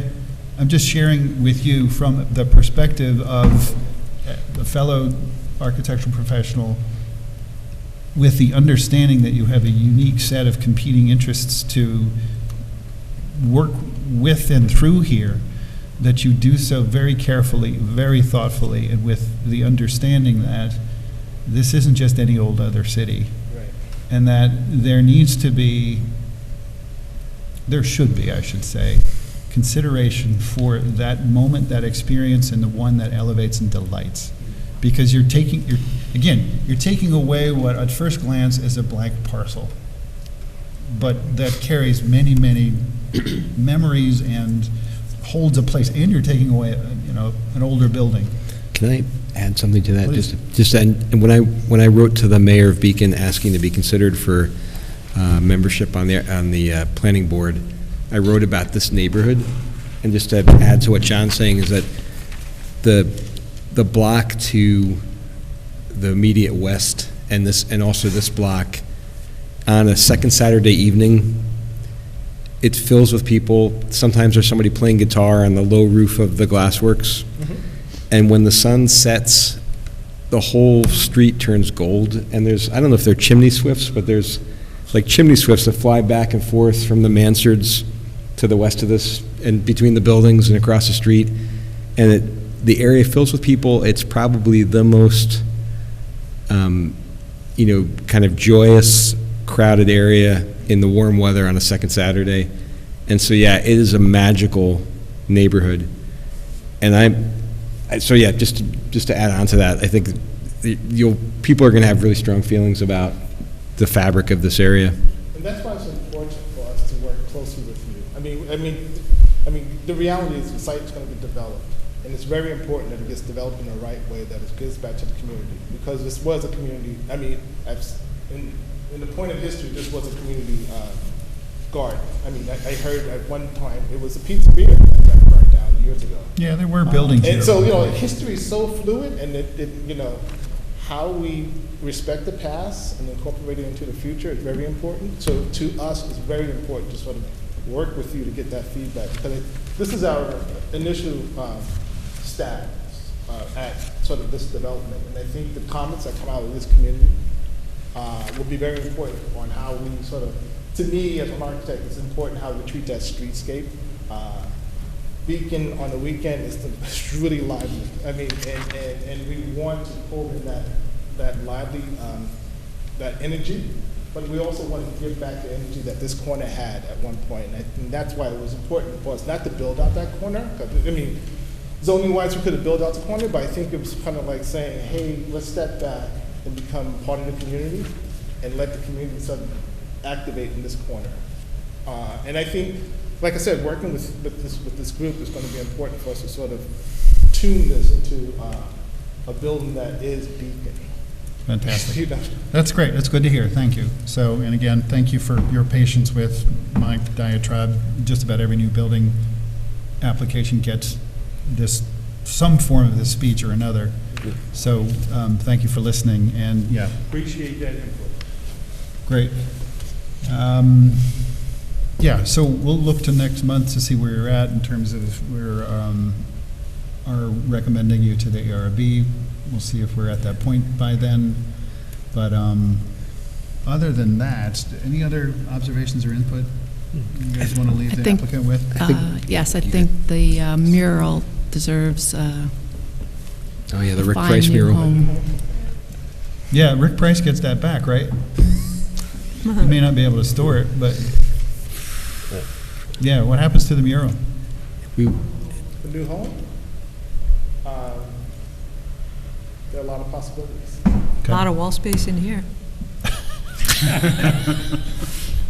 Right behind the judge. Dirty, a lot of dirty walls. Anything else, guys? Yeah, I just, I remember in the last proposal, the plaza area in front of the building at the corner was larger.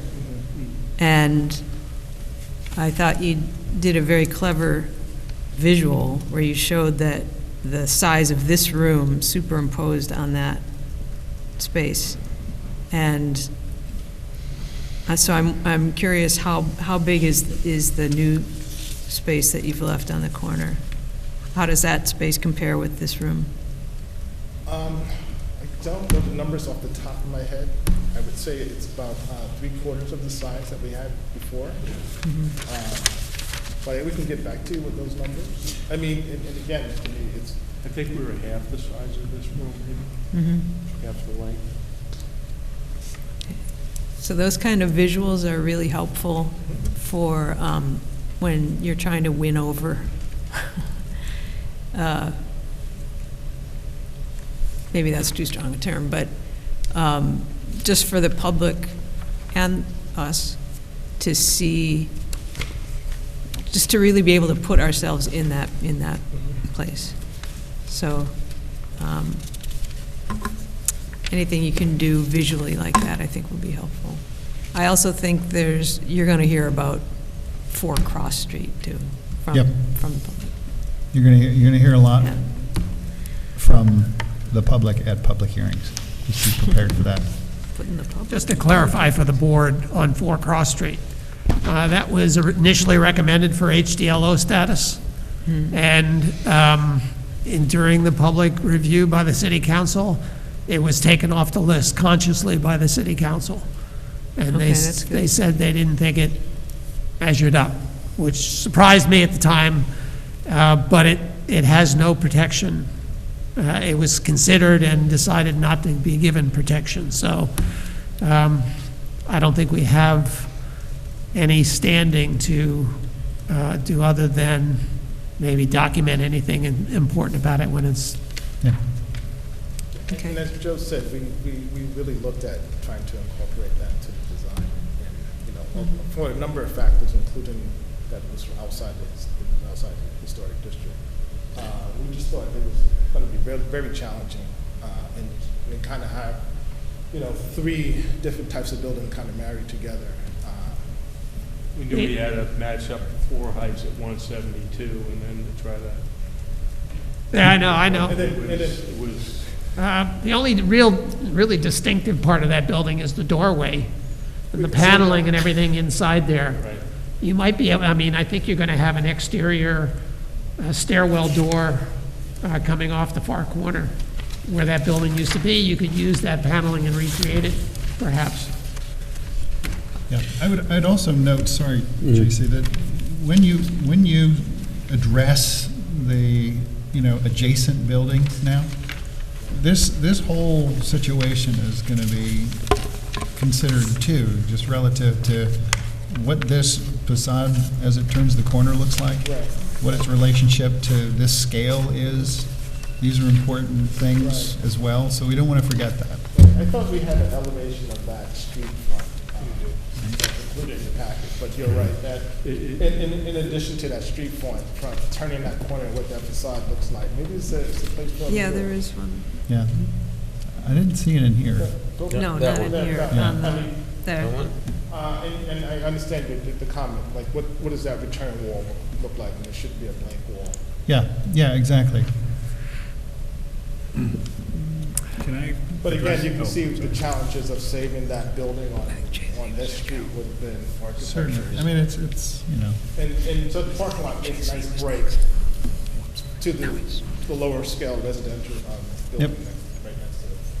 Yep, but just again, what that facade looks like, you're staring now right at a brand-new neighbor here that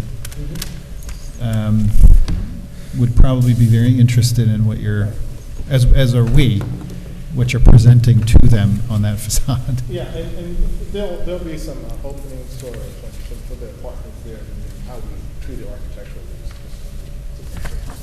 Okay. Kevin, JC was sort of next on deck. Well, I just want to reiterate, I think there's some nice and sensitive things that you've done here with the update, and I do think that because that's not just a corner lot with the history that John talked about, but it's at a point where the Main Street bevels or turns, as you project, as you go from 9D, you really see your corner, right? You're dead on axis, just like Hudson Beach Glass, as you know, is dead on axis as we drive west from the other end of Main Street. And you can really, at sometimes when the sun's hitting it right, you really get a nice view of Hudson Beach Glass, and so we'll get a nice view of your building. So I personally think that, like, for example, among the things I like about the proposal, the setback on the building, on the existing building, that could create maybe a space for some residents or, you know, an opportunity to, like you say, break up the building. I think the corner is what needs still more work, because I do think that the void is not quite there yet. What you're trying to present to the, you know, public-private space could maybe, keeping in mind the strong visual connection to the axis of Main Street, you know. It really wants to welcome people as they drive and as they walk towards your building, perhaps. And like Ms. Randall said, I think it's important for you to sort of have a sense of what that space is size-wise, but also, you know, is it the right shape? Is it the right dimensions now? We should continue to talk about it. Great, thanks. Kevin? Yeah, I really like the building itself, like the proportions and the way that it's, the massing, the way that you use shadow and the reveals between the segments that are deep. So you're, and the base, right? And even what might be a controversial at some time, a full glass retail entrance, right? Because there's a place, I believe, and we've had these arguments for distinctive contrast, right? But it's something that you need to have control over, right? Because it's a whole composition, and people experience it as a whole thing. We all look at things, we look at drawings, we approve these things. People that are coming to town or that have lived here all their lives, they have, you know, all have unique and different ways that they're going to react to all these things, to these spaces. But like I said, the first thing I want to say was, like, I'm glad somebody's putting a cornice in this town that does not have brackets and still reflects, right, the fundamental the fundamental blocking and massing of Main Street, right? So you're using shadows, right? So one of the things that I think that you should try to do, I would suggest, is that you maintain a kind of a strength of vision, right, and a confidence where there are parts where I can tell that you're, with the massing, where you're using fine detail and other things. It's where it isn't developed, and I think it's because it's the most difficult problem. It's the thing that people are going to focus on, is the way that it's approached from a distance, right? Because it's the hello for the whole town now, right? I feel like it's there, and I think JC touched on this. It's what you've made is a good choice, a fundamental choice, which is you're creating a void there, right? Which, like in Venice, they do this, right? They create space. They don't necessarily create like a tower or some object that'll be silhouetted. There's the building itself can create the silhouette and the shaping of that space that you see, but it can't be too bold, like you said. But there are ways to sculpt that space so that it has a presence, right? So you see it, and it makes an impact, but it doesn't, because of everybody's going to have an opinion on this, it doesn't speak too loudly, right? And it doesn't speak to a little, you know, so it's a total tight walk.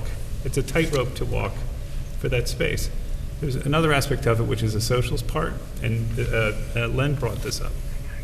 That's this intense intersection. If you're coming here on a second Saturday on a nice day, you guys know this, right? It is jam-packed. This is where all the characters in town, there's John Gilvey, there's all these people that we know that are friends of ours, right? That literally flock right on that corner, partly because it's too tight, right? And it's a little dense, and it's terrible for cars, right? But it's really good for that kind of human dynamic. And that's why you should have an open space there. And I'd like to recommend, John, if this ever can get worked out, that that cross street at that period, at that space, could be blocked off with bollards and turned in just on second Saturdays, right? I think it'd be totally appropriate to have that part to widen it out, you know, and have some freaky Deadhead band playing or whatever the hell people want to do, you know, just whatever the community does that's active. Okay, sorry. Karen, you have anything? Nothing else.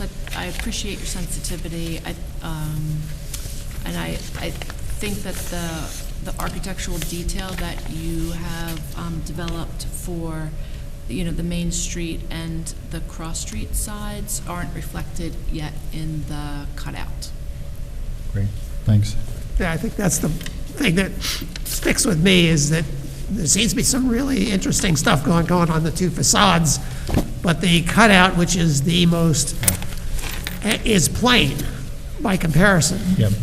And it just seems like those windows there, you need either like a glass canopy over the space or something to lighten up that corner and make it, you don't have to put a tower there. I like the idea of an indentation, but it needs some juice on that corner. Yeah, we thought about that, and those apartments on that corner are going to be one of the nicer apartments with a nicer view. So. Except on second Saturday, late. Yeah, right. To be the opposite, the worst apartments in Beacon, right? But thank you so much. Thank you. We Really appreciate your it. listening. And again, I think this is going to work. I think with your help, this is going to be a really successful project. Fantastic. It's a knuckle that it's going to be a very important social knuckle for downtown Beacon. Yeah, you happen to have approached the board with every single member being creatives So, in some form or another. So, it's going to be a team, Asian community. thank you. Thank you. So we're going to excuse Jill in a moment. There will be comments on the sides, though, too. People are going to comment on the sides because the trend is that just everything is, it is sensitive in the brakes, and I like the way that the three bays mirror the 174 to 178. Thanks, Jill. People are going to be like, why? Okay, so with that, we move to miscellaneous business. Anything we need to cover in regard to the happenings at the zoning board at the moment? No. No, they were all area variances of the zoning board, right? There was nothing. Other than 1113 Wolcott Avenue. Yeah. So discussing that, the other two variances. I have a Okay. question. Is the zoning board going to be ruling on anything, or are they just getting Please informed? use your mic. Okay, just checking. Somebody just put that, Oh, all right. tie it to his neck. He needs like a. Did you run out of wires on that? There we go. Okay. Good night, everybody. Thanks for the clarification. Thank you, John. Right. So then that brings us to a request by 32 North Cedar Street for an extension, 90-day extension. Hi. Hi, how you That's doing? you. I'm sitting in for Dan Kohler tonight. Yes, we are requesting one 90-day extension. There's been some legal issues with the drainage easement that I believe has just been resolved. So we should only need one 90-day extension, and we should have it all wrapped up long before that. Motion to approve 90-day extension for 32 North Cedar Street. Motion. Second. Motion by Len, second by Kevin. All in favor? Aye. Thank you. Thank you. And then, although the written agenda has two, do we have two architectural reviews? Or just one? No, we have two. We have a certificate of appropriateness for 473 Main Street. And then you have this, Yeah. 416, And then the 420. park And then, sign. right, that came in late, okay. That teeny little sign that you can bear. Because With it even the can, cutouts on the- it's like, it's less than 8.5. You're going to trip over. It's a Okay. tripping hazard. So is the applicant for 473 Main with us? I don't see They expired. You put your tie on for the certificate of appropriateness? Yeah, he's going to be appropriate. No, I know. Oh. He put on his tie because the. Disadvantage is I wasn't here on submittal day, and this is all I have. I mean, whatever we have on there for that sign. For 473 Main? Yeah. Well, they're not here anyway. Callie Cullen? Do they have to be? I was going to say, do they need to be? I mean, She don't ask me anything. if you're okay with looking at what they've provided and you're okay with it, then I don't think they need to be here, but that's your choice. They should be able to defend themselves. What do they got? Wait, oh, it's here. Yeah. Why does it need to be 10 inches fat? That's my one question. I haven't even seen it. Oh, Wow, this is a big sign. Yeah, it's big and it's fat. 36 by 24. Oh, it's fat. Oh, boy, yeah. Actually, It is very thick. I don't. Which That's begs the the other thing. question, I'm not working for why? They've finished the And project. is there yeah. some form of lighting or something planned? I think you would want them to come back. Yeah. I didn't speak to them, so Okay. when somebody brings that to me, I'm trying to tell them, you need to be here or representative, so. I would agree with that. Yeah. There's really not much to work on, and I do have some questions here, as I'm Except sure the box, 10 a few of us inches. do, so. Because it's let's got lights inside it. Ask them to be present next time. Thank you. No, I feel like I do it. You may approach the bench. Right. He's wearing a tie because the full-size sign actually is on a tie tack. Yes, so we got some things to discuss about this particular sign. First, I know that we like to maintain levity and camaraderie. So I will ask then, is that what you're trying to do with this application? Good evening, Mr. Chairman. So, as you recall, we had a lengthy review of the application that had started. I mean, this goes way back for the proposal. We're here tonight purely to review, as you mentioned, the one sign proposed to enter into the central public green space on the property. The sign, I think there was a question, or may have been a question about its orientation. It is facing Skank, so it is not facing Main or north or south on Main, so it faces directly on Main. That's why it is a one-sided sign, because there's no real value of welcome when you're exiting the central public green space. There was one note, the resolution did call for a wood sign. As you'll recall, our client was very much opposed to installing any signage, period. Yes, that was and clear.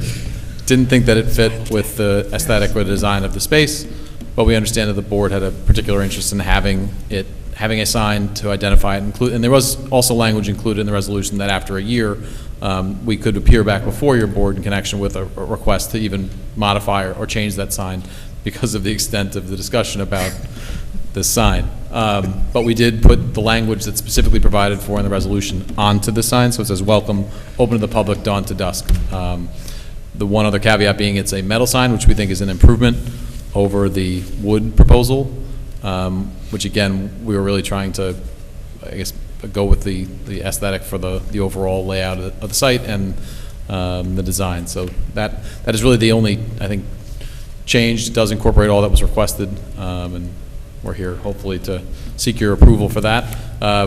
Important for the board, for those that aren't aware, the applicant has already submitted a building permit application to the building department, so they're shovel ready to roll. This is a condition, currently written as a condition to issuing the building permit. I had thought, and I didn't tease, I said, good job to Jennifer Gray. I thought it was a condition of the certificate of occupancy, so I was certainly shocked when I saw it as a condition of the issuance of a building permit for a sign. So she got me. It all comes down to this one little sign. It sure does. Emphasis on little signs. Literally. It comes down to the sign. How much of the sign is glass and how much is actually wall? There's no kick plate on this sign. My first observation would be, wouldn't one want the lettering registered to center of sign? That's number one. And then this scale is diminutive, and it's at your knee. So And just based on the size of the face itself, that also means then that the lettering is even smaller. Almost, one could say, unreadable, which may be the intent of the applicant. So, I would say that the sign should have a little bit more prominence and readability. And to that end, what are the dimensions of the letters themselves? And is this in fact the font that, you know, the My esteemed applicant architect tells proposes? me I don't have that, so I'll have to. Did you draw this? He didn't draw that, no. I was going to say, that's, I didn't draw it. No. We'll get to, that information we can provide, but I think importantly, we're here to confirm that the board would be okay with one sign as, I mean, again, is the metal, the cork and steel, is that just some of the aesthetics, you know, where are we on that aspect of it? I can certainly bring back to the applicant, you know, the size concept and. I don't understand how the letters are, like, if it's, I'm fine with the quartz and steel, Right. but how do you read the sign if the letters are just cut out of it and there's It's dark. something growing behind it? yeah, It's dark. it would probably have the exact same color planting behind it. Yes. Yes, I think it would be very challenging to read unless it's behind something with contrast like you're showing here. But that can't be guaranteed, I agree. Is it intended to be lit? I don't believe so, no. Didn't think so. It's only open so many hours of the day, and as is during the Yeah. day. So, yeah, I mean, as far as the materiality, Fine with it. that's fine. I expect the preference would not to be lit, because it won't be open at No, night. I don't think we're. You just need to be able to read it, though. Yeah, that was more the point of the question. This will be almost not readable Maybe in certain even instances. from half a block away, you should be able to read it and be Yeah, welcomed. like, was the intent and the, Right, and I don't want to bring up old discussions, but the owner's intent and the applicant's intent was to not make it affect negatively the space. It was to try and make the space welcoming. We modified significantly. I'm not going to reiterate the history of the site, but we changed that entrance to the site significantly. I think importantly, the materials sound like they would be, a metal sign would be acceptable, assuming it's legible and readable. And the letters are somehow contrasted. Contrast letters. Yes, but also, you know, I'd love to understand the dimensionality of the sign itself. Like, what, is this? It's 11.7. No, I get it. has I get a- it. It's very small. So What I'm trying to understand Right. is what's the depth of this thing? Does it have a sort of a No, it's a good frame question, yeah. around it? and Yeah. so it got to be Yep. quarter inch. No, it's a good It won't question. hold And up. then is this sort of Unless that's also- paddleboard shape the only shape that, you know, the. mushroom shape. Yeah, What was said actually, to it does me. kind of look like a mushroom. Okay, once Nuclear again, cloud. it has to be a type of mushroom. If you're going to do a mushroom shaped thing. This is It's like when you cut them, the portobellos, you know, the right way. Yeah. He's got to cut it perfectly. It's 24 inches tall and 24-point text for consistency. So if you'll recall, I would make one note just for signage purposes. We'd notified it, we'd taken a picture of it, included in our original submission. One of our submissions to the board during the review was the Greenway Trail signage that's posted. It is smaller than what, well, I shouldn't say that. I'll have to get you the exact dimensions of the one that we submitted, but it's not a large sign, and that's the point. It's not supposed to be. It's just like it's not a sitting trail. And that's it. Still No, get to that's say fine. that? I think that, look, just understand that It's a walking trail. we're very sensitive to the fact that the applicant does not want any sign whatsoever.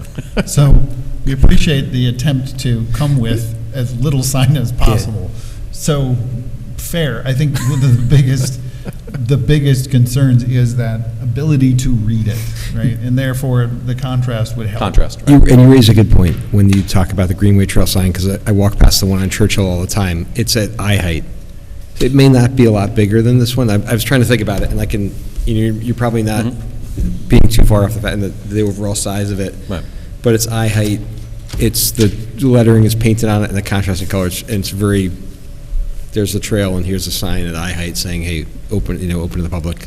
Look, there's a way to Dawn do to this dusk. tastefully, and by everything I've seen by this applicant, they have taste. So this applicant knows how to do this. And I know this approach, this attempt is kind of like a half of a, to say, eh. So it can be done, it doesn't have to be huge, it doesn't have to be loud, it doesn't have to scream, and it doesn't have to detract. So, Can we request that the lettering be uppercase? you could make that request, sure. I mean, is this Comic Sans, you know? Well, I don't know, I think it's fine if it's lowercase as long as it's big enough and legible enough. I mean, I have a problem because it's not pointed towards Main Street. It's parallel with Skank. is that where the And entrance is? so it won't be readable until you get halfway up the block. Yeah. And it seems to me, if you want to really welcoming people, you put it perpendicular to the street and you make it a two-sided sign. Then you're going to say, put a sign on the front of the building, you're going to, you know, we No, had this conversation. no. We did have this conversation during the. But we've never Easy now. we've never had a satisfactory answer to this conversation, because we Exactly. definitely have had this conversation, and my concern is that, like I said, with the studio, the live workspace backing up onto the public green and some restaurant seating, if I didn't know better and I walked past something like that, I'd be like, that's not for me unless I go Unfortunately, in there the and buy public is, something. and that's the point of why we added that, or why the condition, if I recall, why the condition was added to the resolution about 1 year from the approval, being able to say, we can come back for you and potentially ask you to remove the sign, change the sign, modify it, because it is a learned condition. It was a full discussion with the board about coming to the site, learning about it, knowing it's there. It's new, it's cool, you know, we get Look, it. Just based on John's recommendation to pivot does not amount to an escalation Yes, to a billboard on the I assure side you, of the with my building. client, it That's does. So I hyperbole. assure you, I'm not doing that Well, out then of your client's not disrespect for being Mr. Clark. reasonable. I'm just trying not to open up that's different unreasonable. cans of worms, and we hear you about the letters. I think we can do something about the size. I think we can modify it, you know, to have a better background. I'm just trying to, I don't want to draw, John, can I don't want to, but I personally feel like this is a little bit rude. I think this is disrespectful to the intent that we tried to talk through. And the other thing about it is, it's like that Stonehenge rock in Spinal Tap. It's so small, and it looks like this, it's almost a joke, the way that it's made. And I personally feel a little bit put off. I don't even care about a number of the things that went on there that were, I don't think a lot of them are pertinent, but I'm a little put off by. if I may, this is, I'm only How- going to by interrupt the because sort this, of- we had a very lengthy discussion. I understood this was going to get heated. I'm just here to present to you the proposal. I've heard the comments. I'm going to bring them back to the client. I can explain, this is not, it is a small central public green space. We need to be, we have to have some reality of what, it's a unique opportunity in a particular area of the city, and it's a great public benefit, but it is not a large park. By adding a large sign at the entrance. Not asking for Not that big. Yeah, listen, the other thing that makes me mad is that I didn't think that this was ever going to be worth a public benefit for the fourth floor. So what they have they've subverted in some ways, I think, the intent of That's the old thing. history, Kevin. I know Let's it's a get whole other past that. discussion, Let's but talk that's about part the of sign. what is It's not- annoying about this, is this take back, It's- this well, no. privatization of this stuff. It's not a take back by It's- any it's- stretch. Our client's position is he did not want a sign. We're proposing a sign. The comments tonight were heard. We're going to bring them back to the applicant. Responding right now to the sign, guys. We're not Yeah, yeah. rehashing, Agreed. litigating. And old The applicant has I a know- building permit submitted and is willing to build a $3 million building, could the right, is board- trying to build a $3 million building right now. Could the board amend the resolution to change it to certificate of occupancy so you'd have time to get a decent sign and wouldn't hold the building permit? We shouldn't need a lot of time, first of all. And Maybe the that, sign doesn't need to be like parallel or perpendicular, maybe just canted, just slightly. I'm going to bring all these comments back. I will defer to Mr. Clark's comment because we're not trying to say it has to be approved tonight. We're just asking if the board might see fit of modifying that condition to reflect that it be approved by this board prior to CO rather than prior to building permit. We'll get back in the Why lab. should you hold the building permit up for a month? I'm fine with that. Because obviously, Why- you're why not going to just- get what you want tonight. then maybe that does get held up if people don't come prepared to hash out ridiculously small items. No, I've already agreed, Len, I disrespectful. respectfully disagree. I've agreed to bring these back to the client, and I'm representing that to them. I'm not objecting to what you're suggesting by any stretch. And I don't So I think think that's not totally unrelated to the building permit and wouldn't be appropriate in this particular I instance. don't think And it's an affront to either side until guys- somebody describes it as like a Rubicon. Oh, my client's It's a gonna $3 lose million their mind building, if and they there's go a back on pending this. application, all documents have been filed, everything's been recorded, all easement conditions, all resolution conditions have been satisfied. Guys, I see no harm in allowing the applicant to move forward with their project and allowing us and the applicant more time to work through this. I didn't create the conditions for them to be hung up. It They is what did. it is. If It I may, is I'll what it defer to the is. planning board request attorney. is- I understood this to be, I understood when we discussed it during the review of the project that it was a certificate of appropriateness, and if it was our miss in reviewing it during the resolution, then that is our, I'll take that fault onto our own, which typically we'd review it and say, sorry, Jennifer, that, I thought I understood that to be at CO. Only did we realize that, which is why we had to ask Ms. Grogan to put us onto this agenda. Because the building permit had been submitted, we thought we were there at that process. So if we have to take the hit for not reading it correctly, I understood that this was a condition of the CO, because these are signage. Signage sometimes often does happen post-approval, once a building is built and the tenants are there. This is signage, so it's not the building, it's not the foundation, it's not anything else. It is more of a final piece. You don't build the sign first, you build it last.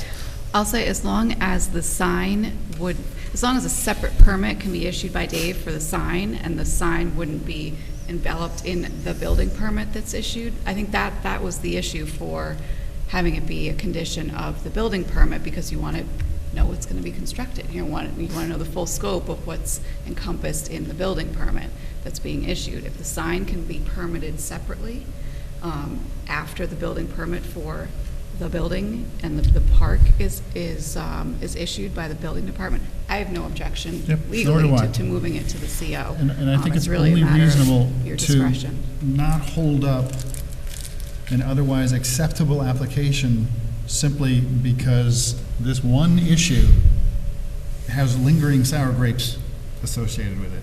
That is not a reason to not entertain seriously the applicant's request for what we just discussed. So I'm in support of it.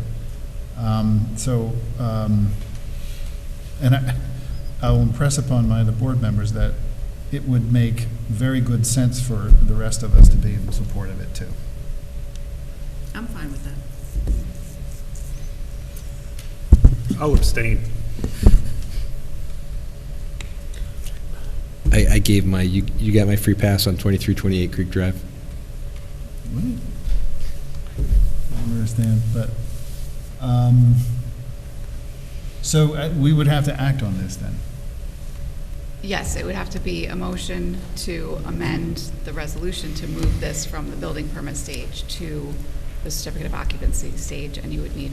And we're talking about to materials pass that are going up by the day, supply chain issues. You're potentially putting the whole project at risk by delaying it. I appreciate that I can't my client is not here. I can't tell him, can you tell me the answer to this question right now? So you're really it's a much bigger issue than we're presenting by a sign, respectfully. So I'm only asking you modify the condition specific to the CO, nothing to do with the fact that we're not going to spend as much time as is necessary with you, which could be 2 years, given the fact that that's how long it probably will take to fully complete. The sign will go up before this building can be occupied.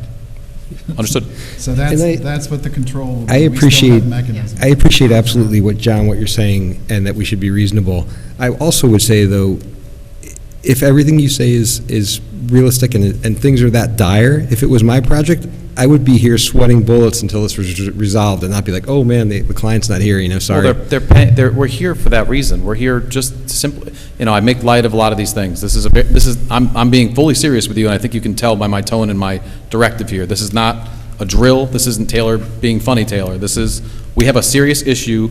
We have a developer and a general contractor who has money, bonds filed, escrow in place to build the building, to get the materials. We have them on order, and they're going to sit Yeah, there, and that's... That's well appreciated, and I also understand Len's point. If it were me as the applicant, I'd be in an oh shit moment. I wouldn't be able to sleep. The best damn passable sign possible. Or I'd be here to... I'm sorry that my presence here doesn't, that's why we're here. He trusts that we're in his best interest and working hard. Well, then why doesn't he empower you to make the decision for him? To Well, I've already basically agreed say, to okay, modify well- the sign to be larger, change the letters. I've agreed to your conditions. I'm just asking you to modify this so we can actually get the sign that you want, instead of making a sign tonight that isn't fully what you want. I'm trying to give you what you want. So is the condition that we Guys, get to the design it, though? the That's what we're saying. no, Can we the design it trade-off- and then? Listen, this is ridiculous. I'm trying to give you the sign that you Yes, it want. is. It is. The trade-off is that the applicant and us get more time in this scenario to work toward the right solution, which we know it isn't right now. There is no point in holding up this applicant simply because we can't agree to it tonight, based on the fact that I don't think it's an appropriate submission, but that doesn't mean we don't have mechanisms and controls in place to make sure we get there. So, So the resolution will say that it goes to the C of O, but the dimensions of the sign and the height of the It's- no, sign it's not and the gonna say font are anything about ceded the to sign the, itself. ceded to the planning board. Nothing Hasn't changes. been approved. That's already within your purview.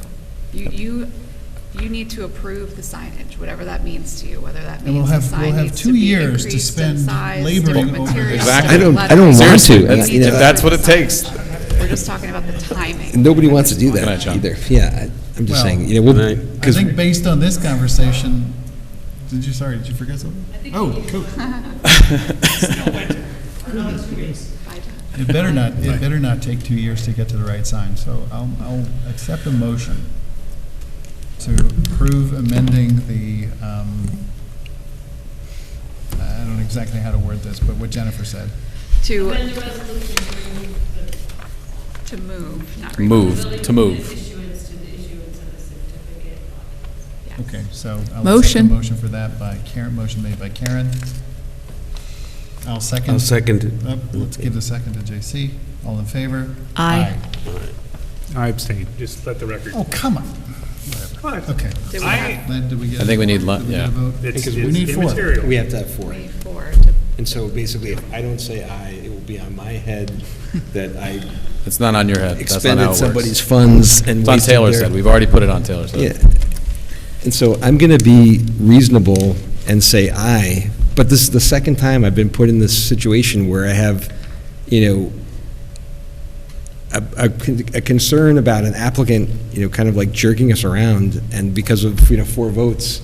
Look, I get it. In the large scheme of things, it's a small element to it. And I understand that there is an very, very, very irritating What's frustrating is aspect of this is just We- the beginning. the The sign applicant- issue will continue into the future for eternity. You know, We it's- appreciate it. I don't expect this to go that far. I intend to bring back your serious concerns. You know, we make light of these things for fun, and I will say, to make light of it as I normally would, I would have asked to move myself up Yeah. in the agenda so that I could have Jill here to vote, so you could And have voted. Or I appreciate your usual levity. Yeah.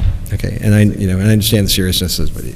Yeah, it's very different than, the sign, there is levity there, but the seriousness of the building itself is a different, totally different story. I think we've made our points Yes. here very clear, and Yes. hopefully Thank we're you for able to help- convey yes. those to the applicant. Yes. And that, you know, if Thank he's you. so inclined. he's Legibility of the watching. sign from Main Street is important. No, understood.